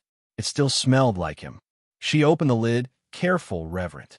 Inside were singed notebooks, corners of photos with faces half burned away. She found a broken charm bracelet. His, maybe, or something he'd taken. A cracked Game Boy cartridge with his name still sharpened on the back. The plastic was melted, but it was his. He's not dead, she whispered. No way. No way. You're too smart, baby. She rocked on her heels, eyes wide, a crooked smile twisting her lips. They think you're gone. Burned. But I know you. I see you. You're somewhere. You're hiding. That's okay. That's okay. I'd hide too, if they came for me. But you don't have to hide from me, Aiden. Never me. Her voice cracked, and something in her broke open. She dropped the box and fell to her knees again, crawling through the debris, grabbing at ruined pieces like they might become whole again. They took you from me, she muttered. The fire. The court. That bitch Mrs. P. They all did. They tore us apart. Tears streaked her face, mixing with soot. Her fingers closed around a scrap of his old hoodie, burnt halfway up the sleeve. She clutched it to her chest and laughed, a hollow, raw sound. But I'm going to find you. I swear. I don't care who's got you now. I don't care what town you ran to. You need me, Aiden. You always did. I know things you don't. I kept you safe back then. I can keep you safe again. Her eyes fixed on a scorched corner of the wall where his bed used to be. I'll come for you, baby boy. Just wait. I'm almost there. Connie's fingers trembled as she sifted through the ashes one last time. Her nails were blackened, fingertips raw, but she couldn't stop. Something inside her screamed that something crucial was buried here, and she wouldn't leave without it, no matter the cost. Her hand caught on a singed corner of glossy paper, stuck to the floorboard, partially melted. She peeled it up slowly, careful not to tear it further. Her heart slammed against her ribs. A photo, burned around the edges, warped by fire and time. Two boys. One of them unmistakably Aiden. Younger, a little rounder in the face, but those eyes were the same. That guarded steel beneath the surface. Standing beside him was another kid, taller, gangly, with a crooked smile and a hand slung around Aiden's shoulder like they were brothers or inmates. The background was a dull, institutional wall, just the faintest hint of peeling paint and the edge of a plaque barely visible in the corner. She squinted. St. Jerome Boys' Home, Chicago, Illinois. Oh God, she whispered, her voice breaking under the weight of the moment. Shade was there. He was there. The boy beside Aiden didn't matter. Not really. What mattered was that someone, someplace, still connected him to the city. To her. Her breath hitched. Desperation clawed through her veins like fire. She pressed the photo to her lips, breathing in its burnt scent as if she could taste the past itself. You didn't just vanish, she said, voice low and fierce. You ran. They sent you away. Or you got out. But you're not lost. Not to me. Her eyes glittered with a dangerous light. Fear had once held her tight. Fear of the gang she betrayed, of the bodies falling like flies. But that fear was shrinking, swallowed by something fiercer. Obsession. Purpose. A hunger for the truth, for him. She tucked the photo deep in her coat, close to her heart. I'm coming for you, Shade. I'll dig through every record, every file, every face until I find you. She wiped her face, smearing soot across her cheek like war paint. And when I do, we'll be together again, just like we were supposed to. The sound of the forest swelled around him, wind weaving through the trees like whispered secrets, branches creaking, leaves rustling underfoot. Shade stood still in the clearing behind his house, just beyond the tree line, where morning light spilled in gold streaks between the pine trunks.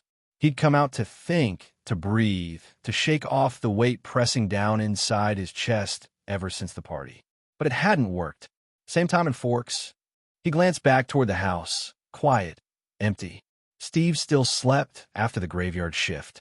The others had left hours ago. Jessica last, her kiss still lingering in his mind, a confusing warmth he wasn't ready to understand. Still, the calm felt hollow. Something was wrong. Not in the forest. Not around him. Inside him.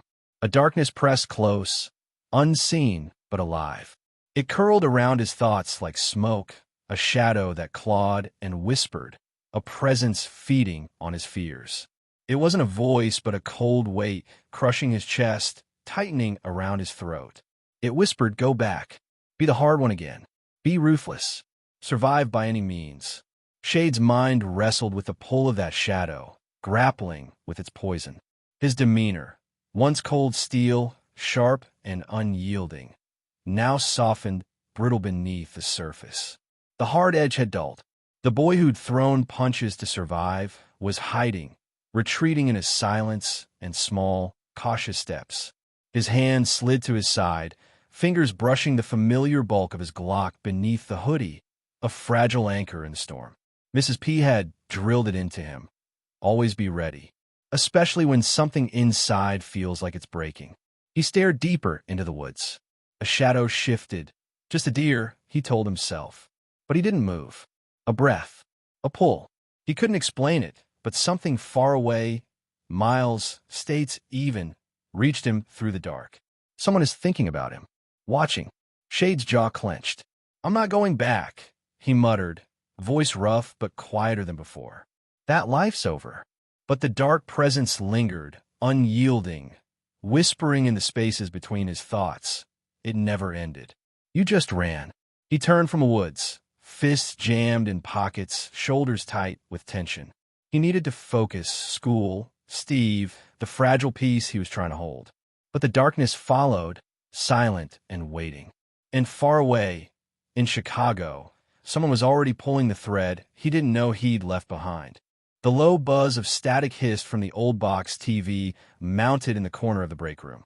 The local weather lady droned on about another week of cold fronts and steady drizzle.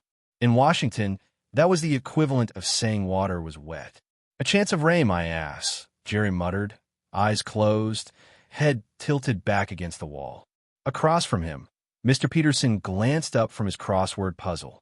The older man, bundled in a heavy work hoodie and wearing black pants, had a seasoned calm about him. Gray patches peppered his scalp beneath the hood. "What was that, Jerry?" "Nothing, Mr. Peterson. Keep doing your puzzle." Peterson squinted back down at the paper.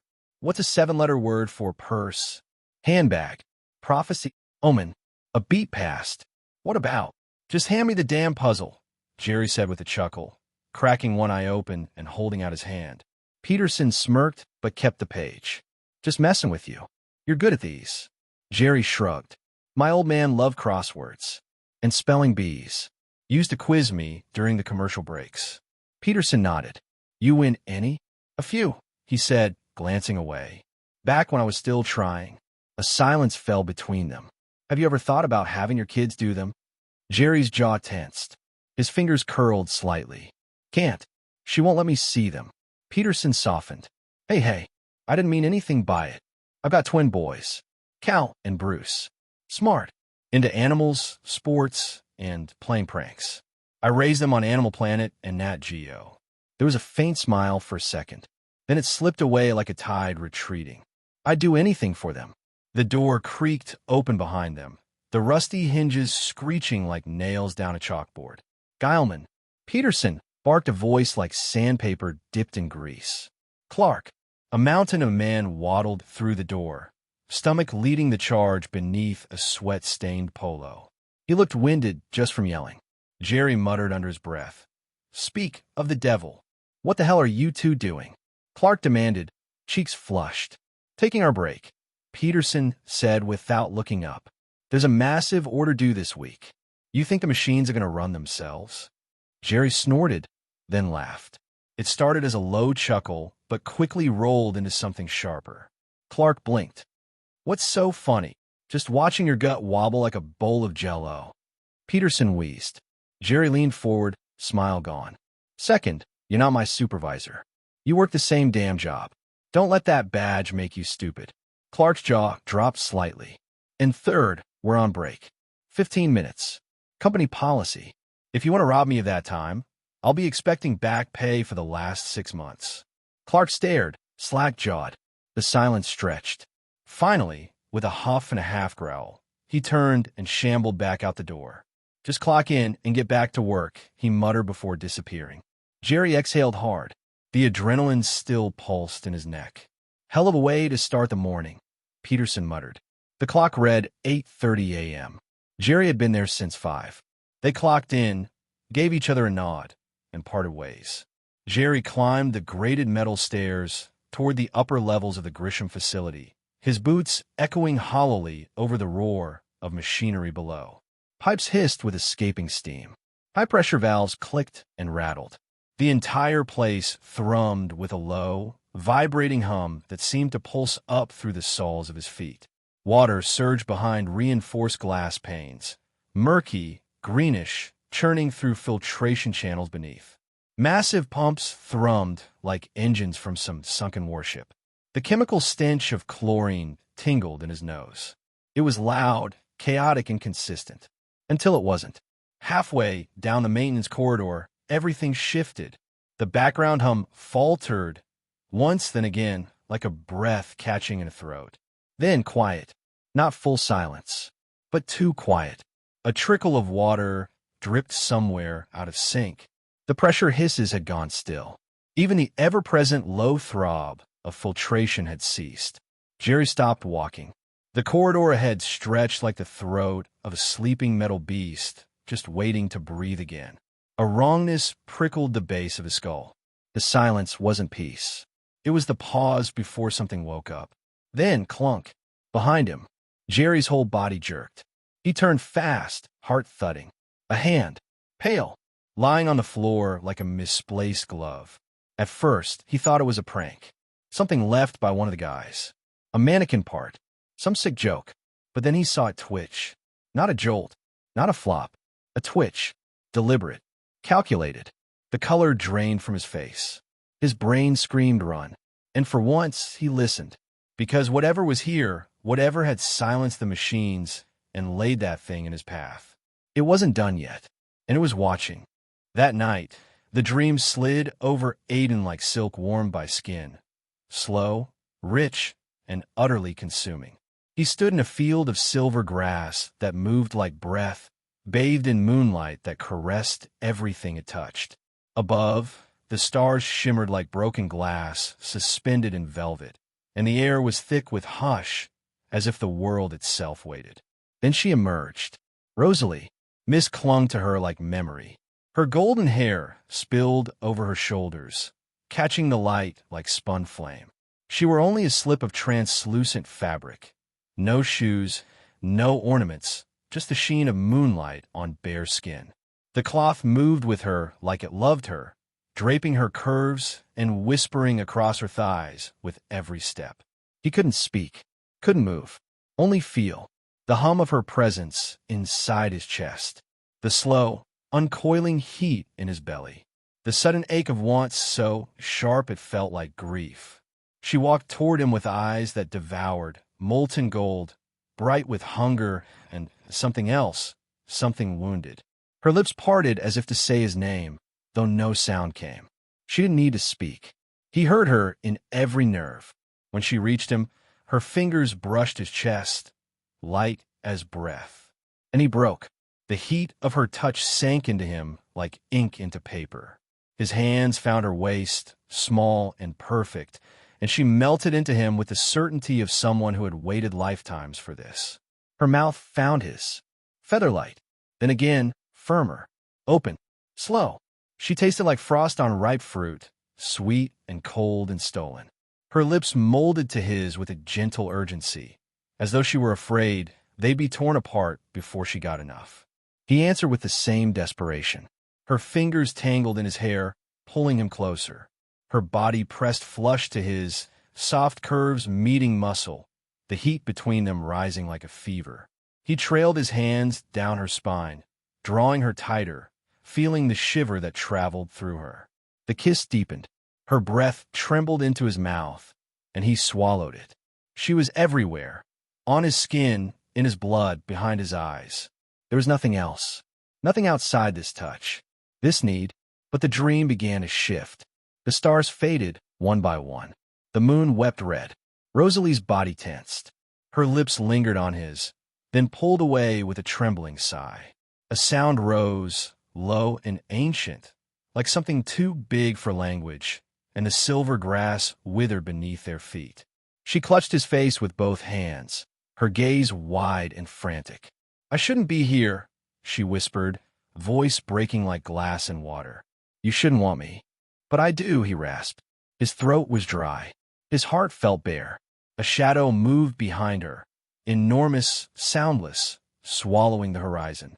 She leaned in close, mouth brushing his ear, voice like snow on fire. "Then you'll burn." And she vanished. The field turned to ash. Aiden stood alone, hands still reaching for a body that had felt more real than breath. The sky hung heavy with clouds, just another dull, gray morning in Forks. The air was damp, clinging to Aiden's jacket as he leaned against Steve's matte black Audi A6, its polished chrome catching the faint morning light. People in this town didn't expect the deputy to roll up in something German and expensive, but Steve wasn't like most people. He never talked about it, but the man had money. Aiden didn't ask. He didn't care. He kept his hood up and earbuds in, eyes scanning the lot out of habit. Students were trickling in, nothing out of place until he saw Bella. She just stepped out of her beat-up truck, fumbling with her backpack, glancing around nervously. She was always tense. That's when he heard it, tires screeching. Aiden yanked one earbud out. Brakes, screeching, rubber, squealing, metal, sliding. His head snapped to the side. Tyler's van, coming right at him. He barely had time to react before the back of the van fishtailed and slammed into him, full force. His body lifted off the ground like it weighed nothing. He hit a lamppost with a brutal crack, his shoulder twisting unnaturally, then bounced off the metal and landed with a crunch on the hood of a nearby car. He slid off the side, hitting the wet pavement hard. Everything was muffled. Until, "Aiden," a voice barked, sharper than the chaos. "Stay awake." He blinked up. Rosalie, hair wind-blown, her eyes fierce. She was crouched over him, checking his pulse without looking like she was. "You idiot," she hissed under her breath, furious, but her hands were gentle. "You weren't supposed to get hit." "Wh." He tried to talk, but pain seared through his chest. Then a second sound, metal crunching. Across the lot. He twisted just enough to catch a flash of it. Edward Cullen, standing in front of Bella Swan, one hand pressed against the side of Tyler's van. The vehicle completely stopped, just inches from Bella's body. Aiden blinked again. What the hell? He saw Bella, dazed but safe, sitting up and staring in shock. And then, Edward. The guy was there. Just there, in front of Bella, hand outstretched, catching the van like it weighed nothing. Metal folded under his palm like it was made of cardboard. That wasn't normal. That wasn't human. The world swam. Blood pounded in Aiden's ears. Footsteps again, faster this time, more urgent. He turned his head slightly and saw a blur of gold hair. Rosalie. She dropped to her knees beside him, crouching like a predator ready to strike. "Aiden," she said, her voice low, furious, but not at him. "Don't move." "I saw him," Aiden muttered. He caught it. The van. Her eyes locked onto his, sharp and shining like amber glass. "Forget what you saw," she whispered, more command than comfort. But the pain was too much. The world went dark. Everything was dim, beeping, a soft hiss of oxygen, the smell of antiseptic. Aiden stirred slightly, breath hitching as pain bloomed in his ribs and shoulder. His eyes fluttered open, just enough to catch the sterile white of the ceiling tiles above. Something tugged at his arm, and foreline. The rest of him felt like wet cement. Where? Then he heard it. Muffled voices. Just outside the door. Was reckless. "Edward shouldn't have exposed himself," said a woman, icy controlled. "Rosalie." He didn't have a choice, came a calm, measured voice. "Male." The van would have crushed the girl. He should have let it. Rosalie snapped. Now two people saw. Two. And one of them's him. Aiden's eyes flicked toward the half-open door. He could barely make out the edge of a white coat through the glass. Carlisle Cullen. Rosalie, Carlisle said firmly. Keep your voice down. He's still unconscious. Aiden's pulse spiked. No, he wasn't. He tried to lift his head, to sit up, mistake. A shock of white-hot pain lit up his ribs and collarbone. A dull groan escaped him before he could stop it. The voices stopped. Then footsteps. His heart raced, but before he could even process what they might say next, something cold surged through the foreline. His vision tunneled. Limbs heavy. Not yet, he wanted to say, but darkness pulled him under again. 4 hours later, Aiden's fingers twitched against the rough hospital blanket. His mind was screaming, get up, say something, remember everything, but his body had other plans. A soft click echoed near his head. Aiden's blurry eyes half opened, just enough to see Carlisle's silhouette moving toward the machines. The gentle hiss of an IV drip grew louder in his ears. Sedative. They're keeping me down. He didn't know if it was standard hospital procedure or something intentional, but the warmth spreading through his veins was undeniable. Heavy. Inevitable. Carlisle leaned over, checking his chart, too calm. Too precise.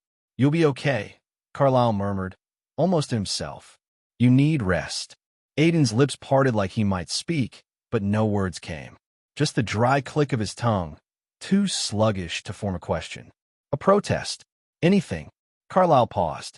For a second, their eyes met. Aiden's barely open, glazed. Carlisle's calm, calculating. Not cruel, but not normal. Sleep, Carlisle said gently, placing a cool hand briefly on Aiden's wrist. We'll talk when you're ready. The last thing Aiden saw before the shadows swallowed him again was Rosalie just outside the door. Her arms crossed, jaw tight, eyes locked on him like she couldn't decide if he was a problem to solve or something she had no idea how to deal with. Then, darkness. The antiseptic sting of the hospital room was almost enough to keep Aiden distracted from the pulsing ache in his shoulder and ribs. Almost. But what kept him sharp wasn't the pain. It was her. Rosalie Hale sat in the corner chair like she didn't belong in any place built by human hands. Arms crossed, legs elegantly angled, her expression carved from ice. She hadn't said much since walking in. Just sat there, quiet and unreadable. Aiden shifted in bed. You come here to watch me breathe, or? Her gaze lifted to meet his, cool, unwavering. Just wanted to see how bad it was. He snorted softly. Well, I'm alive. Thanks for the concern. Silence. Then, with deliberate casualness, she said, Funny, how fast things happen. 1 minute you're standing there, and the next you're flying through the air. His heart rate spiked just slightly. Yeah, he replied carefully, eyes narrowed. Weird how that happens. She tilted her head. You remember much? There it was. The first probe. Enough to know Tyler's a shitty driver, Aiden said, leaning back, expression unreadable. Everything else is kind of a blur. Rosalie didn't move, didn't blink. But he saw the flicker in her eyes, a calculation. You hit that lamppost pretty hard. Guess I'm tougher than I look. A pause. I heard. You and Bella were both close to getting crushed. Her voice was level, neutral, but it wasn't a question. It was bait. Aiden just shrugged. Guess we're both lucky. Another silence stretched out. It wasn't awkward. It was tense like the stillness before a car skidded off the road. She was fishing without a hook, and he wasn't biting. Before she could continue, the door banged open. Aiden. Jessica's voice broke the tension like a wrecking ball. She and Angela rushed in, followed by Eric and Tyler, still in his unnecessary wheelchair, face red with guilt. Oh my God, you look terrible. Jessica said brightly. Good to see you too. Aiden muttered, grateful for the interruption. Angela waved from behind her camera. You scared everyone. Especially Bella, Jessica added, nudging him like it was some kind of gossip-worthy moment. Rosalie stood, her chair scraping softly as she moved. Well, she said, smooth and cold, I'll let you recover. Aiden looked up. Her eyes locked onto his one last time, just for a moment, and he couldn't tell if it was a warning, a challenge, or something else entirely. Then she walked past Jessica and the others, pausing only to give a cool nod to Bella, who'd just stepped into the room. Bella looked from Rosalie's back to Aiden, confused and cautious. She was here. Briefly, Aiden said, Bella hesitated, then stepped in closer. I wanted to ask. At the crash, did you see? He met her eyes, made his choice. No. Her face tightened. But he was... I didn't see anything, Bella, Aiden repeated. Just headlights. Then black. Bella looked frustrated, unconvinced. But she didn't push. Not yet. As the conversation shifted back to Tyler's apology and Eric's awkward small talk, Aiden stayed quiet, mind replaying Rosalie's subtle interrogation. She didn't confirm a thing. She didn't have to. She was testing him, and for now he passed. But something told him he wouldn't get a second chance to screw it up. Rain tapped softly and steadily on the windshield as Connie sat in the back seat of the parked sedan, eyes narrowed through the glass. The man her contact had found stood across the street under the buzzing glow of a flickering street lamp. He was tall, taller than she expected, broad shoulders under a faded hoodie, jeans stained to the knees. He stood like someone used to fighting, used to watching his back. A cigarette burned between his fingers, untouched for minutes now. She leaned forward, squinting. Was this really the same Styx the file mentioned? One of Aiden's few known associates from the boys' home?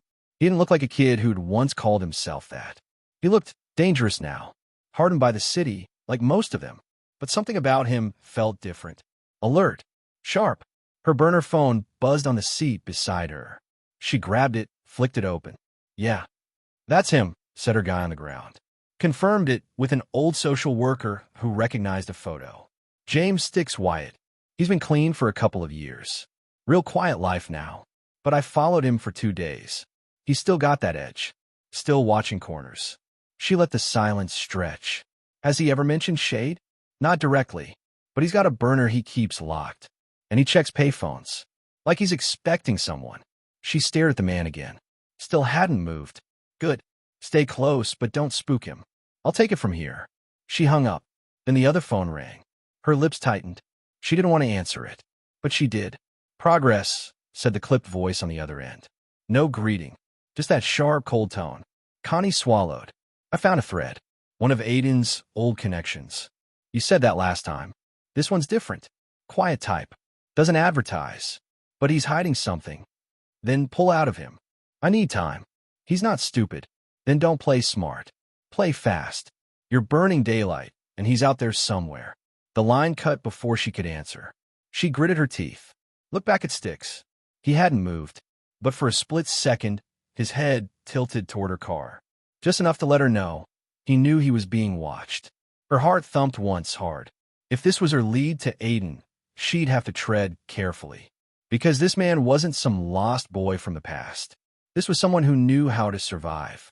And maybe worse, someone loyal. Connie didn't approach from the front. She circled wide, heels swapped for boots earlier, her steps quiet on cracked pavement. This wasn't a meeting, it was a test. Once she had a pass, Styx had already moved from the street lamp to the alley beside the rec center, where light barely reached and shadows clung to the chain-link fences like cobwebs. She stopped just outside the alley and let her voice cut through the dark. You're always this jumpy, or just when someone mentions Aiden. Styx didn't flinch when she said Aiden's name. He didn't smile, didn't blink, just leaned his back against the graffitied wall and looked at her like he was reading a warning label. You got the wrong guy, he said flatly. Connie didn't move. Her hands stayed in her coat pockets, but her voice pressed in a little tighter. I don't think I do. You're Styx. You ran with him back in Chicago, the boys' home. You two were like. You read a file. Congrats. He cut her off with a dry scoff. Doesn't mean you know anything. She stepped closer, boots splashing through a shallow puddle. I know you were the last one seen with him before he disappeared. A lot of people disappeared back then. His tone was ice. Some of us stayed gone for a reason. She studied him. The faint scar under his eye, the permanent twitch in his jaw like he chewed tension for breakfast. I'm not a threat, she said. I just need to find him. Talk to him. That's all. That's never all. He muttered, half turning like he might leave. I was there too, Styx. Her voice cracked just slightly. I know what it was like. He turned back slowly, and now the heat rose in his voice. No, you left. A bitter smile twitched at the corner of his mouth. He and I. You don't get to pretend you understand. Connie swallowed, her chest tight. I didn't have a choice. Bullshit. We all had choices. We all paid for him, too. He leaned closer, voice low and venomous. Whatever you're looking for, lady, you're better off burying it. 'Cause if Shade's out there, he ain't looking for you. Connie tried to steady her breathing. The silence pressed in. I just need a direction. A name. A place. Styx stared at her for a long moment, then looked past her toward the street. You need to stop asking around. He stepped out of the alley, his shadow stretching like a ghost. Before someone less patient hears you. And then he was gone. No answer. No thread to pull. Just silence. And somewhere inside it, Connie knew she wasn't the only one looking for Aiden. Not anymore. The rain tapped a steady rhythm on the roof of the car as Connie slipped behind the wheel. She didn't start the engine. Just sat there, gripping the steering wheel like it might hold her together. Her phone buzzed again. Same number. No name. She exhaled through her teeth and hit accept. Yeah. The voice on the other end was smooth. Cold. Like someone used to giving orders that got followed or else. You were supposed to update me an hour ago. I was talking to someone. And she hesitated. The echo of Styx's warning still hummed in her skull. It's a dead end. He won't talk. A pause. No breathing. Just dead air. Did he recognize you? No. But he recognized the questions. Another pause. Then the voice darkened. You're slipping, Connie. You used to be sharper than this. Her jaw tightened. He's not hiding in Chicago anymore. He's ghosted hard. If he doesn't want to be found, everyone wants to be found. The voice sliced through her doubt like glass. Especially him. You just have to push in the right place. Connie closed her eyes. Rain streaked down the windshield like veins. I'll find him, she said quietly. I just need more time. You have 1 month. That was all. Then the line went dead. She dropped the phone onto the passenger seat and leaned back, staring at the cracked ceiling of the garage like it might give her a sign. 1 month. 1 month to do what the rest of the city couldn't. Pull a ghost out of hiding and hope it didn't pull her under with it. 2 days later, Connie's grip was a steel trap, cold and merciless, dragging Styx out of the shadows and into the flickering, jaundiced light of his cramped apartment. The air was thick with the stench of stale sweat, burnt circuits from his rig, and raw fear, raw enough to taste. His protest choked off as a savage fist slammed into his ribs, the sick crack echoing like a death knell in the silent room. Pain tore through him in fiery shards, stealing breath and dropping him to his knees. Each ragged cough was a jagged blade cutting deeper, blood tasting like rust on his tongue. She loomed over him, eyes sharp and unblinking, a predator savoring the hunt. Her voice slithered low and venomous, coiling around his broken spirit. You think your silence can save you? Your mind's a locked vault. Fine, but bodies don't lie. They fracture. They scream. And when they do, the truth spills out like blood. His whole body trembled, fragile as cracked glass teetering on the edge of shattering.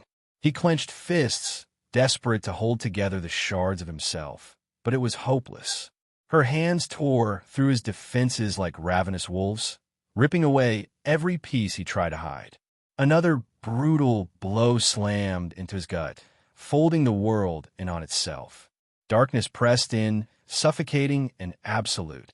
The floor rose to meet his knees with a sickening thud, breath ripping from his lungs in ragged gasps. The metallic tang of blood filled his mouth, thick and choking. Connie bent close, her breath hot with madness, eyes glinting like sharpened knives that cut deeper than any fist. This isn't pain. It's salvation. You're going to see everything you buried deep, every secret, every lie, every shadow. I'm not stopping until Shade's trail is burning bright and you're nothing but ash beneath it.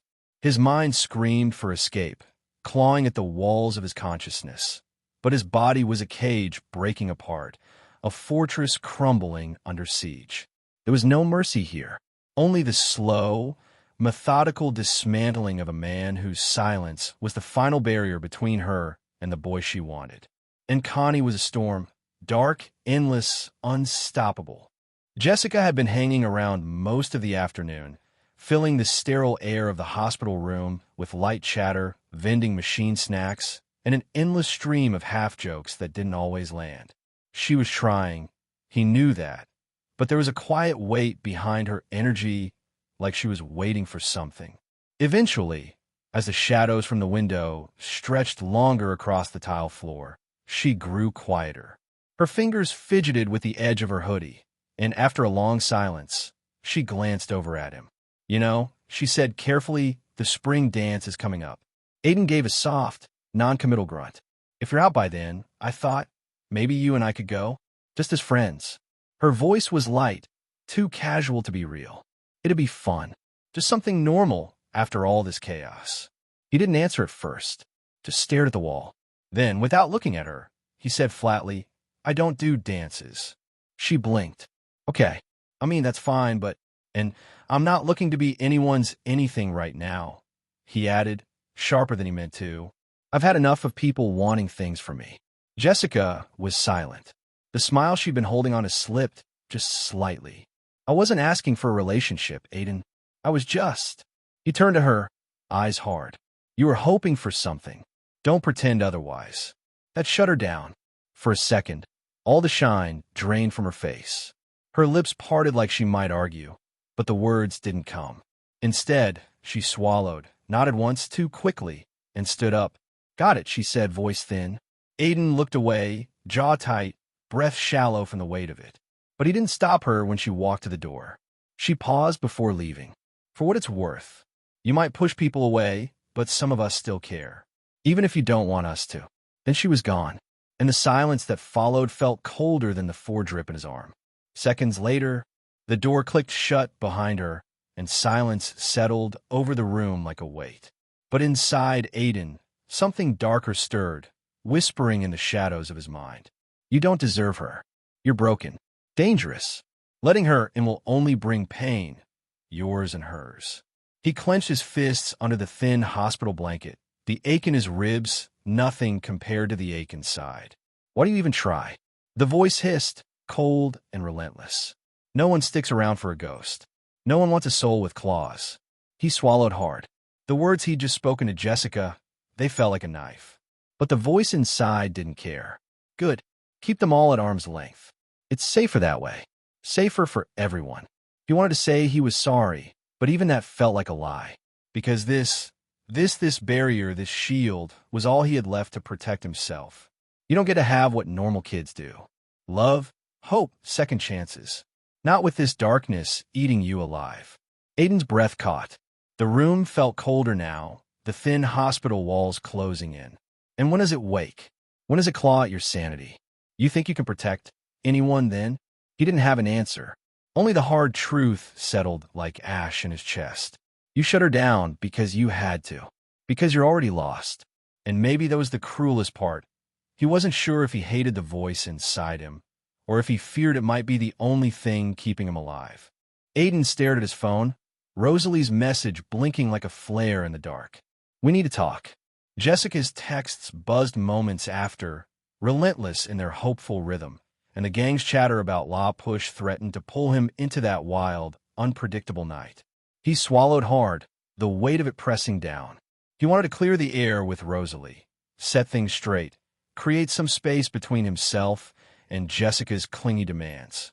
But the La Push trip was an escape he needed too, a chance to breathe outside these tangled walls. Decision made, he typed back quick, I'm heading to La Push in the morning. After that, we talk. The words felt like a promise and a warning. Tomorrow, he'd face the waves, the forest, the restless energy of the coast. And then, Rosalie, because right now, he needed to keep his footing before he could untangle the storms inside. The wind bit off the water, turning the ocean into frothing whitecaps. The Forks group had settled near a pile of driftwood logs, the air alive with scattered conversation and bursts of laughter. Mike was tossing pebbles toward a makeshift target, while Jessica stuck close to Bella, adjusting the collar of her coat. Aiden stood slightly apart, hands in his pockets, watching the horizon with a distant look, as if the sea reminded him of something no one else could see. Angela crouched with her camera, trying to find a good angle of the waves without getting sand in the lens. Bella glanced toward the cliffs, her voice carrying low beneath the breeze. Have you ever seen the Cullens come out here? Jessica scoffed. Talapush? Please. No way. Why not? Bella asked, brows drawn. Mike chimed in as he tossed another rock. They never come out here. Like ever. Someone said it's because of the reservation. Wait, seriously? Bella frowned. Jessica leaned closer to Bella, lowering her voice just enough to be conspiratorial. Wait, don't tell me you actually invited Edward Cullen today. Bella hesitated, instantly feeling the attention shift her way. Angela looked up from her camera. Mike froze mid-throw, the rock tumbling from his hand. Bella shrugged, trying to play it off. I mean, kind of. I mentioned it. That was all it took. Jessica snorted. You invited a Cullen? To the beach? On the res? That's like inviting Dracula to a garlic festival. Even Angela couldn't help the smile, tugging at her lips. Hey, I just thought it might be nice to include him, Bella muttered. Mike laughed. Good luck with that. Those guys don't even go to lunch with the rest of us. I don't think I've ever seen them eat. Or blink. Jessica chimed in with mock seriousness. They're allergic to fun. And sunshine. And other people. They're just private, Bella said. But her voice lacked conviction. Truthfully, she didn't understand the Cullens either. Not yet. They're weird, Mike said flatly. Jessica made a face. Low bar much. Angela tucked her hair behind her ear and turned to Bella. Honestly, it's kind of impressive you even talked to him. He barely talks to anyone. Bella exhaled. Her mind tugged again toward the parking lot, the van, that moment when Edward had been impossible. Aiden didn't say a word. He watched them all. The easy laughter, the teasing about Edward and the Cullens, the way they painted those pale faces like creatures from some ghost story. The gang's words were light, but underneath, he sensed something else. Unease, suspicion.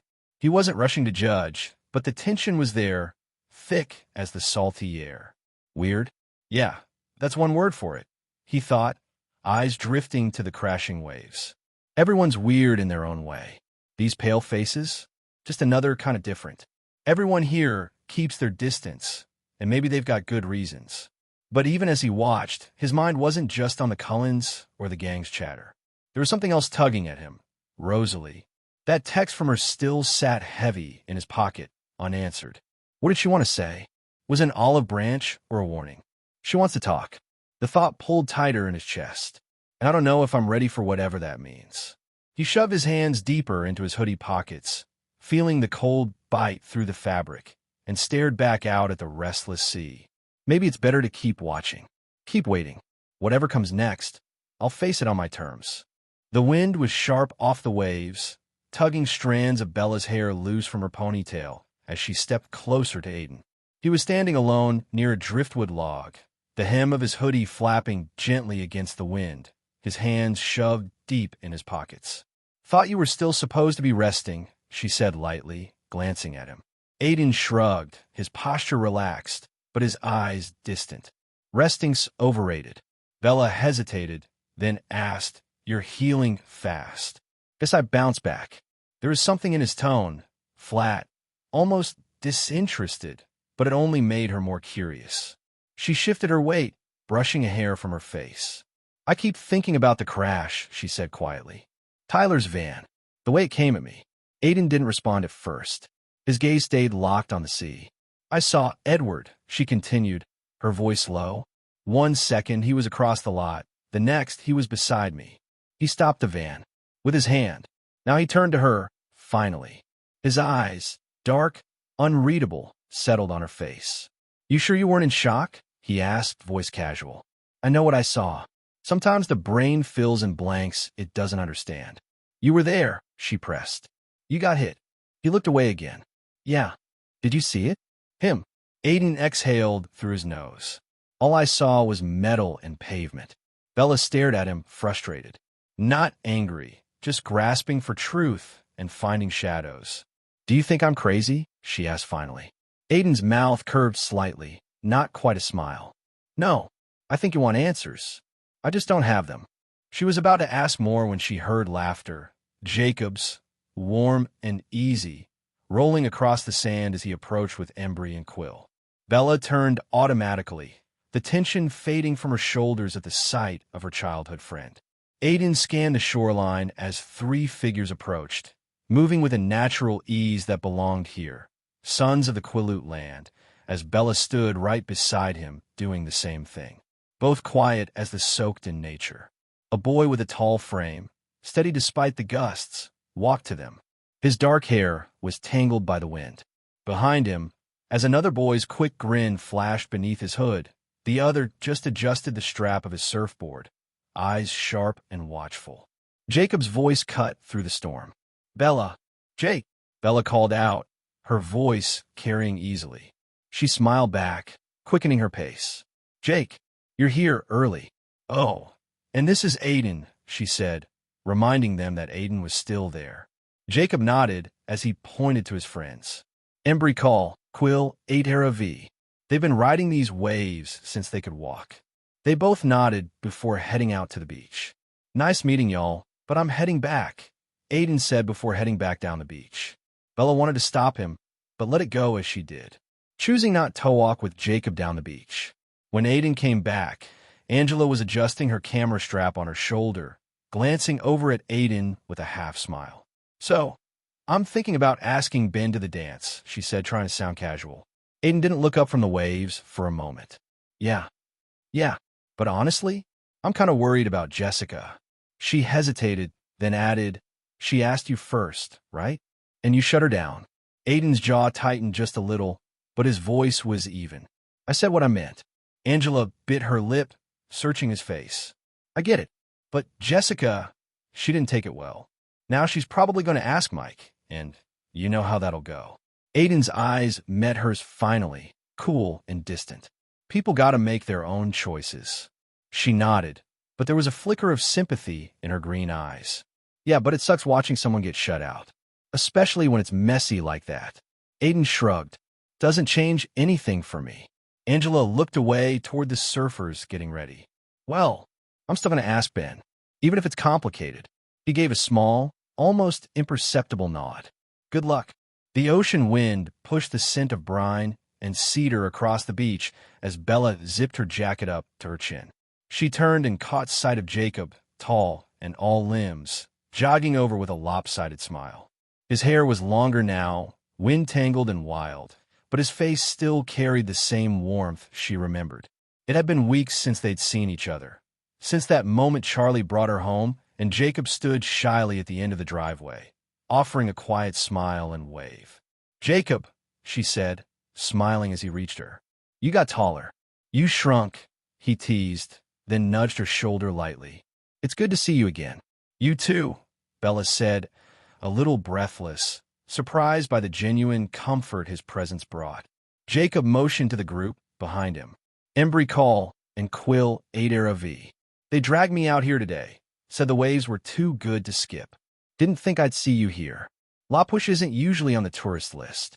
I needed a change of scenery," she said.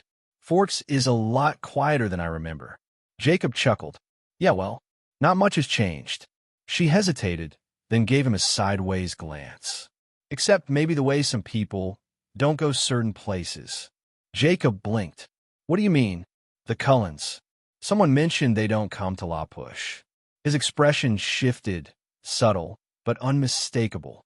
He stuffed his hands into his pockets. "You've noticed them, huh?" Bella nodded. "Hard not to. They're different." Jacob looked out toward the horizon. "My tribe has stories about them.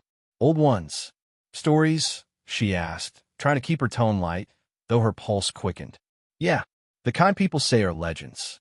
But my dad, Billy, he believes in them. So do some of the elders." Bella stayed quiet, urging him on with her silence. "They call them cold ones. Pale-faced, golden-eyed, strong as hell. Not alive, not dead." Bella felt her stomach tighten.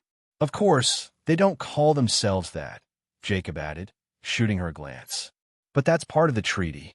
They stay off our land. We don't tell outsiders what we think they are." Bella's brows knit together. "Why would they need a treaty?" Jacob shrugged, but his tone grew quieter. "Because they're dangerous." She searched his face, but he wasn't joking. Her mind turned over the parking lot again. Edward's speed, impossible strength, how the van had crumpled like foil against him. "Jacob," she said softly, "do you believe the stories?" He met her gaze. "I don't know what to believe, but you might want to be careful." The air was cool and still, filled with the scent of damp earth and the distant rustle of evergreens. Soft yellow lights flickered along the paved path, casting a golden glow over the trimmed hedges and flower beds that bloomed even in the shadow of the coming night. Aiden walked beside Rosalie in silence, hands in his jacket pockets, head tilted slightly toward her. She, on the other hand, walked like a memory, graceful, composed, as if each step was guided by an old rhythm the world had forgotten. Her blouse was button-high, her coat cinched at the waist, a silhouette out of time. "You're quiet," she said, her voice barely above the breeze. He glanced at her. "You brought me here to talk, right?" "I brought you here because I wanted to see how you'd carry yourself when it was just us," she said, pausing near a bench draped in ivy. She touched the back of it gently, fingers running over the cool metal. "You saw what Edward did. The van." Aiden didn't sit. He stood in front of her, expression unreadable.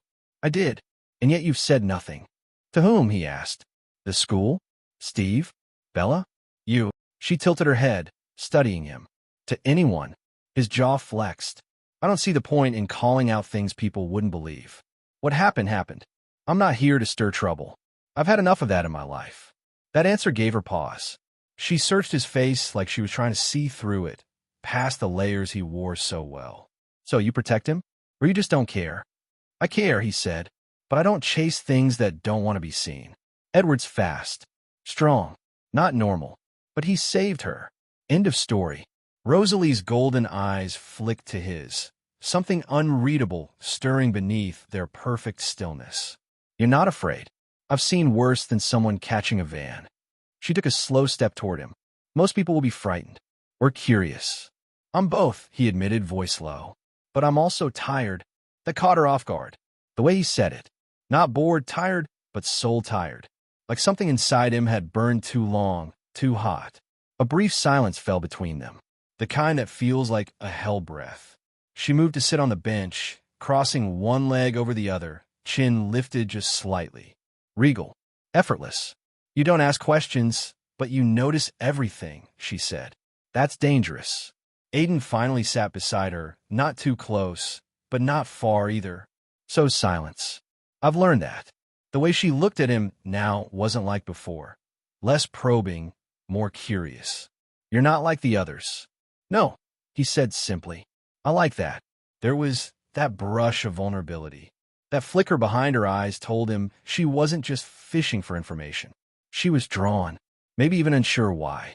He looked at her then, not just at her beauty, which was obvious, but at the way she held herself together like glass under pressure. "I think you want someone to see past the way you shine," he said, "to see the storm behind it." Rosalie's breath caught. For a moment, the facade cracked, just a hairline fracture. "Maybe I do," she said softly. "But it has to be someone who doesn't run." "I don't run," Aiden replied.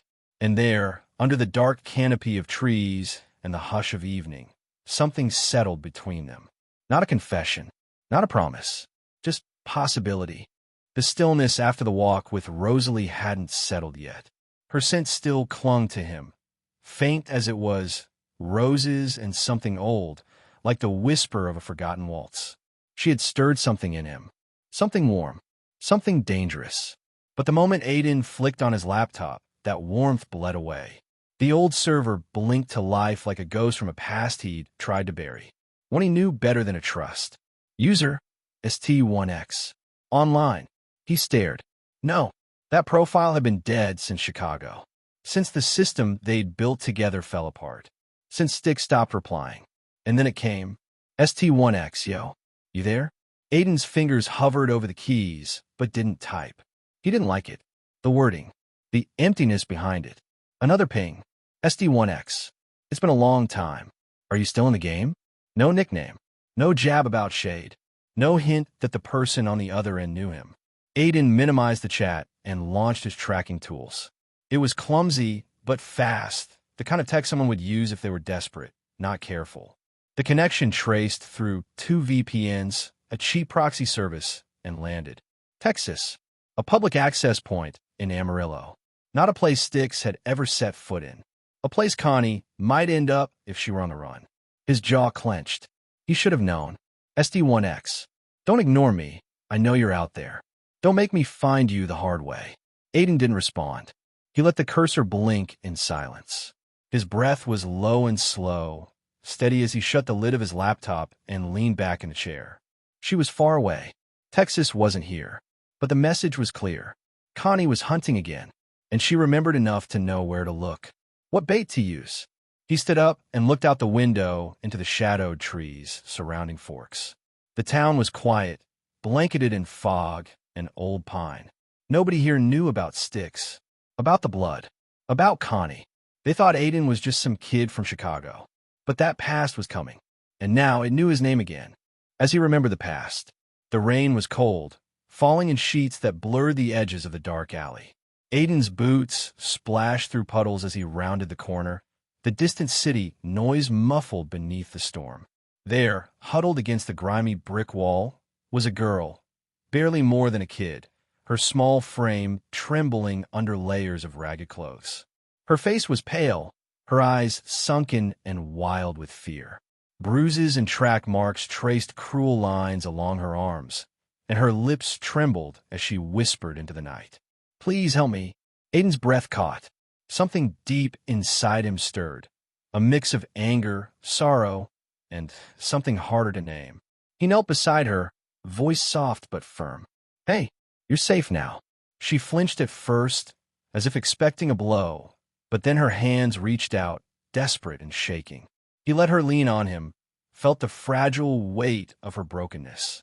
"You don't have to be alone," he said quietly. Tears slipped down her cheeks, mixing with the rain. For the first time, her voice broke free, raw, trembling. "I don't know how to stop." Aiden's jaw clenched. The world around them felt distant, but in that moment, all that mattered was this scared, broken girl and the promise he silently made, that he wouldn't let her fall again. A year later, the bodies on the floor were cooling. Connie stood over them, chest heaving. Her clothes clung to her like a second skin, splattered and damp with blood that wasn't hers. She was glowing, not from light, but from something deeper, primal. Her knuckles were raw, her lips parted, a small smirk tugging at the edge. Aiden stepped out of the shadows, slow and deliberate, the way you'd approach a wild animal. His eyes swept over her, blood-stained, radiant, terrifying. "You finished?" he asked, his voice low, rough. Connie turned to him, sweat glistening at her collarbone. "Did you want more?" she said, voice breathless. "I could have left one alive, just for fun." That grin, it wasn't the girl he'd pulled from the alley. This was someone reborn in carnage. And God help him, he couldn't look away. Aiden stepped closer, close enough to smell the copper in the air, the sweat on her skin. "You changed," he murmured. "I evolved." He nodded slowly, then reached out, fingers brushing her jaw, smearing a line of blood across her cheek. She didn't flinch, didn't even blink, just stared into him with that fire that was no longer survival. It was hunger. She leaned in, their foreheads nearly touching. "You afraid of me now?" she whispered. "No," Aiden said, his voice a whisper against her lips. "I think I finally see you." And maybe it was wrong, maybe it was twisted, but in that moment, there was nothing gentle. No need for innocence. Just the raw, animal pull between them. Pain wrapped in want, history laced with heat. She kissed him, fierce, biting, desperate. Aiden didn't stop her. Couldn't.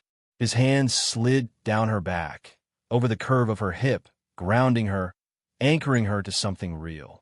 Or maybe he was anchoring himself, because the girl in his arms wasn't the one he saved. She was something else now, something he helped unleash. And for the he knew it wasn't Styx. He knew it, felt it in his chest like a splinter shifting under skin. He stared at the message again. "Yo, you there? It's me. Just wanted to talk." Too vague, too clean. Styx never said, just wanted to talk. And that profile, old as hell, barely used since they left Chicago. Styx would never dig that deep. But Connie would. The thought sent a tremor down his spine. Not from fear of her, not really. Not anymore. But what she might be dragging with her. The club, the blood, that laugh. He remembered the way she looked after it was over, standing in a pool of red with her hands slick and steady, her chest rising and falling like she'd just finished a workout. The light in her eyes had been manic, beautiful in the most terrifying way. She'd looked at him like she knew something he didn't, like she'd already decided how this story ended. And now she was looking for him, not because she needed saving. Those days were long gone, but because he was hers, or had been. And people like Connie didn't let go, not without a fight. Aiden stood and crossed the room, the hardwood cool under his bare feet. His breath fogged the window as he stared out at the stillness of Forks, Washington. Trees, mist, silence. She didn't belong here. She was noise and neon and screams in the alley. She was the night Chicago spat out and forgot to clean up. And if she came, he pressed his forehead to the glass. If she came, she wouldn't be alone. And he didn't know who she was bringing, or what they'd want from him. But he knew the world he'd clawed his way out of was cracking open again. A single ping. That's all it took. He wasn't afraid of Connie showing up. He was afraid of what came next. First time in a long time, he didn't care. Hello, everyone. As we wrap up this video, I want to share a quick note. I have a Patreon account. If you'd like to support me and enjoy on-demand audiobooks, you can become a Patreon member. Alternatively, you can check out my Google Drive link, which has 500+ novel audiobooks available through my Ko-fi or Patreon shop. I appreciate your support.